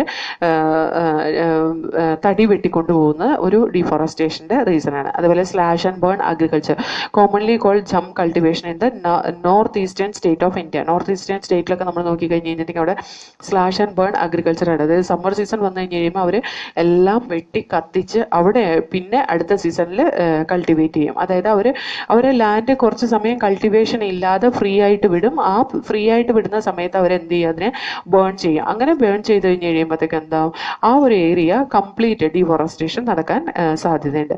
അപ്പോൾ ഈ ഡീഫോറസ്റ്റേഷൻ നടക്കുക അവിടെയൊക്കെ എന്ന് പറഞ്ഞിട്ടുണ്ടെങ്കിൽ പിന്നെ വേറൊരു കാര്യമുണ്ട്, വലിയ വലിയ ട്രീസ് അല്ല, എന്നാൽ കൂടി അവിടുത്തെ ഗ്രീനറിയാണ് അവരെ നശിപ്പിച്ച് കളയുന്നത്. അതുകൊണ്ട് അത് ഹാംഫുൾ ആയിട്ട് എഫക്റ്റ് ചെയ്യുന്ന തന്നെയാണ്. അതുപോലെ തന്നെ കാറ്റിൽ ഗ്രേസിങ് കൊണ്ട് കുറേ ഡീഫോറസ്റ്റേഷൻ നടക്കുന്നുണ്ട്.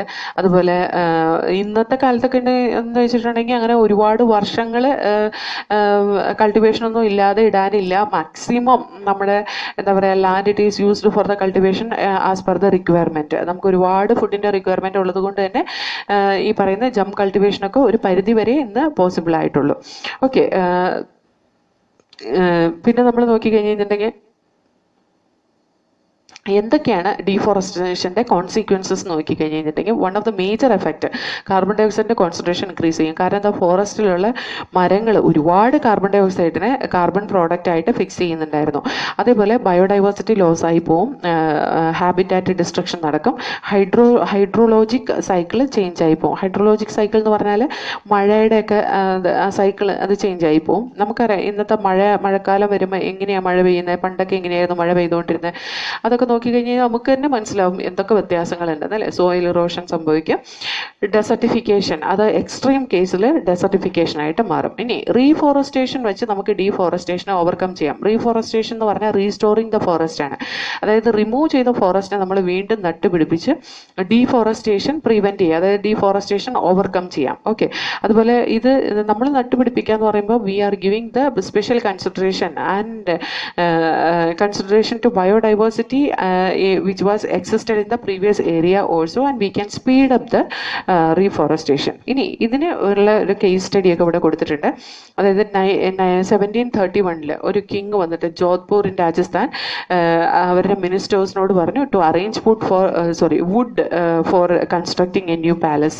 അതിന് വേണ്ടിയിട്ട് മിനിസ്റ്റേഴ്സും അവരുടെ വർക്കേഴ്സും കൂടി കൂടിയിട്ട് അവരുടെ അടുത്ത വില്ലേജിലുള്ള ഒരു ഫോറസ്റ്റിൽ പോവുകയും അവിടെ ബിഷ്ണോയിസ് എന്ന് പറയുന്ന പറയുന്ന ഒരു ഗ്രൂപ്പ് സർവൈവ് ചെയ്യുന്ന ഫോറസ്റ്റിൽ പോയിട്ട് ട്രീസ് കട്ട് ചെയ്യാൻ ശ്രമിക്കുകയും ചെയ്തു. ബിഷ്ണോയി ഗ്രൂപ്പിലുള്ള ഒരു ലേഡി, ദാറ്റ് ഈസ് അമൃത ദേവി എന്ന് പറയുന്ന ഒരു ലേഡി, അവർ ഈ മരം മുറിക്കാൻ ചെന്നപ്പോൾ അതിനെ പ്രൊട്ടസ്റ്റ് ചെയ്തുകൊണ്ട് എന്നെ കട്ട് ചെയ്തിട്ട് മാത്രമേ നിങ്ങൾ മരം മുറിക്കുള്ളൂ എന്ന് പറഞ്ഞ ഏറ്റവും വലിയ ഒരു മരത്തിനെ ഹഗ് ചെയ്ത് നിൽക്കുകയും ഈ പറയുന്ന ministers very poorly they cut the lady and they cut the tree also. അത് ഈ ലേഡിയുടെ മക്കളും ഇത് തന്നെ ഫോളോ ചെയ്തു, അവിടുത്തെ എല്ലാ ആളുകളും ഇത് തന്നെ ഫോളോ ചെയ്തു ടു സേവ് ദ ട്രീ. അവർ എത്രമാത്രം വാല്യൂ കൊടുക്കുന്നുണ്ടെന്ന് നോക്കി അവരുടെ ഹാബിറ്റാറ്റിന് അല്ലെങ്കിൽ അവരുടെ എക്കോസിസ്റ്റത്തിന്. അതുകൊണ്ടാണ് അവർ അത്രയും സാക്രിഫൈസ്, അവരുടെ ലൈഫ് അത്രയും സാക്രിഫൈസ് ചെയ്ത് എൻവറോൺമെന്റിനെ പ്രൊട്ടക്ട് ചെയ്യാൻ ശ്രമിച്ചത്.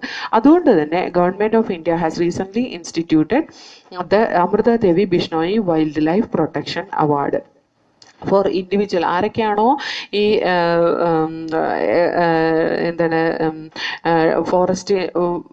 ഫോറസ്റ്റിനെ പ്രൊട്ടക്റ്റ് ചെയ്യാൻ സഹായിക്കുന്ന അല്ലെങ്കിൽ റൂറൽ ഏരിയാസിൽ നിന്ന് extraordinary courage and dedication to protecting the wildlife കാണിക്കുന്ന എല്ലാ ഇൻഡിവിജ്വൽസിനും കൊടുക്കുന്ന ഒരു അവാർഡാണ് Amrita Devi Bishnoi wildlife protection award. അതേപോലെ തന്നെ 1974 ചിപ്കോ മൂവ്മെന്റ് വന്നു. ചിപ്കോ മൂവ്മെന്റ് എന്ന് പറയുന്ന ഗർവാൾ ഹിമാലയ ഏരിയയിൽ local women showed enormous bravery in protecting trees from the acts of contractors by hugging them. അതായത് കോൺട്രാക്ടേഴ്സിന്റെ വാളിൽ നിന്ന് ഈ പറയുന്ന ട്രീസിനെ പ്രൊട്ടക്ട് ചെയ്യാൻ വേണ്ടി അവരെ ഹഗ് ചെയ്ത് ആ ട്രീസിനെ സേവ് ചെയ്തു ഗർവാൾ ഹിമാലയ റീജിയനിൽ.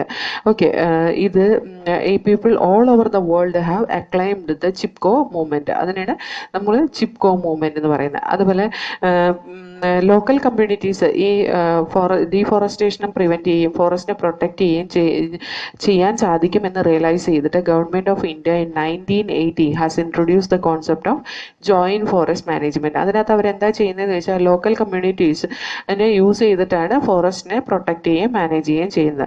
അപ്പോൾ അവർക്ക് എന്താണെന്ന് വെച്ചിട്ടുണ്ടെങ്കിൽ ആ ലോക്കൽ ഏരിയയിലുള്ള ആളുകൾക്ക് ഫോറസ്റ്റിൻ്റെ സർവീസ് എടുക്കാം, not in the greedy manner, in the according to their need they can use the benefit from the forest. അവർക്ക് എന്തൊക്കെ ബെനിഫിറ്റാണ് ഫോറസ്റ്റിൽ നിന്ന് എടുക്കാൻ പറ്റുന്നതെന്ന് വെച്ചാൽ fruits, gum, rubber, medicine, these all can be taken from the forest. അപ്പോൾ അവർ എന്ത് ചെയ്യുന്നത് വെച്ചിട്ടുണ്ടെങ്കിൽ അവർ ആ ഫോറസ്റ്റിന് വേറെ പുറത്തുനിന്നുള്ള ആളുകളിൽ നിന്ന് ഫോറസ്റ്റിനെ പ്രൊട്ടക്റ്റ് ചെയ്യുക, അവർ ആ ഏരിയ ഒക്കെ സംരക്ഷിക്കുക എന്നുള്ള ആ ഒരു ഇത് വന്നത് ജോയിൻറ്റ് ഫോറസ്റ്റ് മാനേജ്മെൻറ്റ് ഇത് വെച്ചിട്ടാണ്. അത് ഓരോന്നും ഓരോ ഏത് വർഷത്തിലാണ് നടന്നതെന്നൊക്കെ ഓർത്തോളം കേട്ടോ. So this is all about the environmental issue. Environmental ഇഷ്യൂവിൽ ചോദിക്കുന്ന ക്വസ്റ്റ്യൻസ് ഒക്കെ കേസ് സ്റ്റഡി ഒക്കെ ഇമ്പോർട്ടൻ്റ് ആണ് കേട്ടോ. കേസ് സ്റ്റഡി എല്ലാത്തിൻ്റെയും കേസ് സ്റ്റഡി ഇമ്പോർട്ടൻ്റ് ആണ്. അതേപോലെ നമ്മൾ ഓസോൺ ഡിപ്ലീഷൻ, മോൺട്രിയൽ പ്രോട്ടോകോൾ, അതേപോലെ വാട്ടർ ലോഗിങ്, സോയിൽ സലിനിറ്റി, അതേപോലെ ഇത് ഗ്രീൻ ഹൗസ് ഗ്യാസ് ഏതാന്നൊക്കെ ഇടയ്ക്കിടയ്ക്ക് ചോദിക്കാറുണ്ട്. റേഡിയോആക്റ്റീവ് വേസ്റ്റിനെ എങ്ങനെയാണ് ഡിസ്പോസ് ചെയ്യുന്നതെന്ന് റീസെൻ്റ് ആയിട്ട് ചോദിച്ചേക്കുന്ന ക്വസ്റ്റ്യനാണ്. അങ്ങനത്തെ എല്ലാ കാര്യങ്ങളും നമ്മളിവിടെ പഠിച്ചോളാം. ഇത് ഒരുപാട് വായിക്കേണ്ട ഒരു ചാപ്റ്റർ അല്ല. ഒരു പ്രാവശ്യം വായിച്ചു കഴിയുമ്പോഴത്തേക്ക് നമുക്ക് ഏകദേശം ഒരു ഐഡിയ ആവും. After that you can listen once this video, then it will be very easy to remember because I have explained everything in Malayalam, right?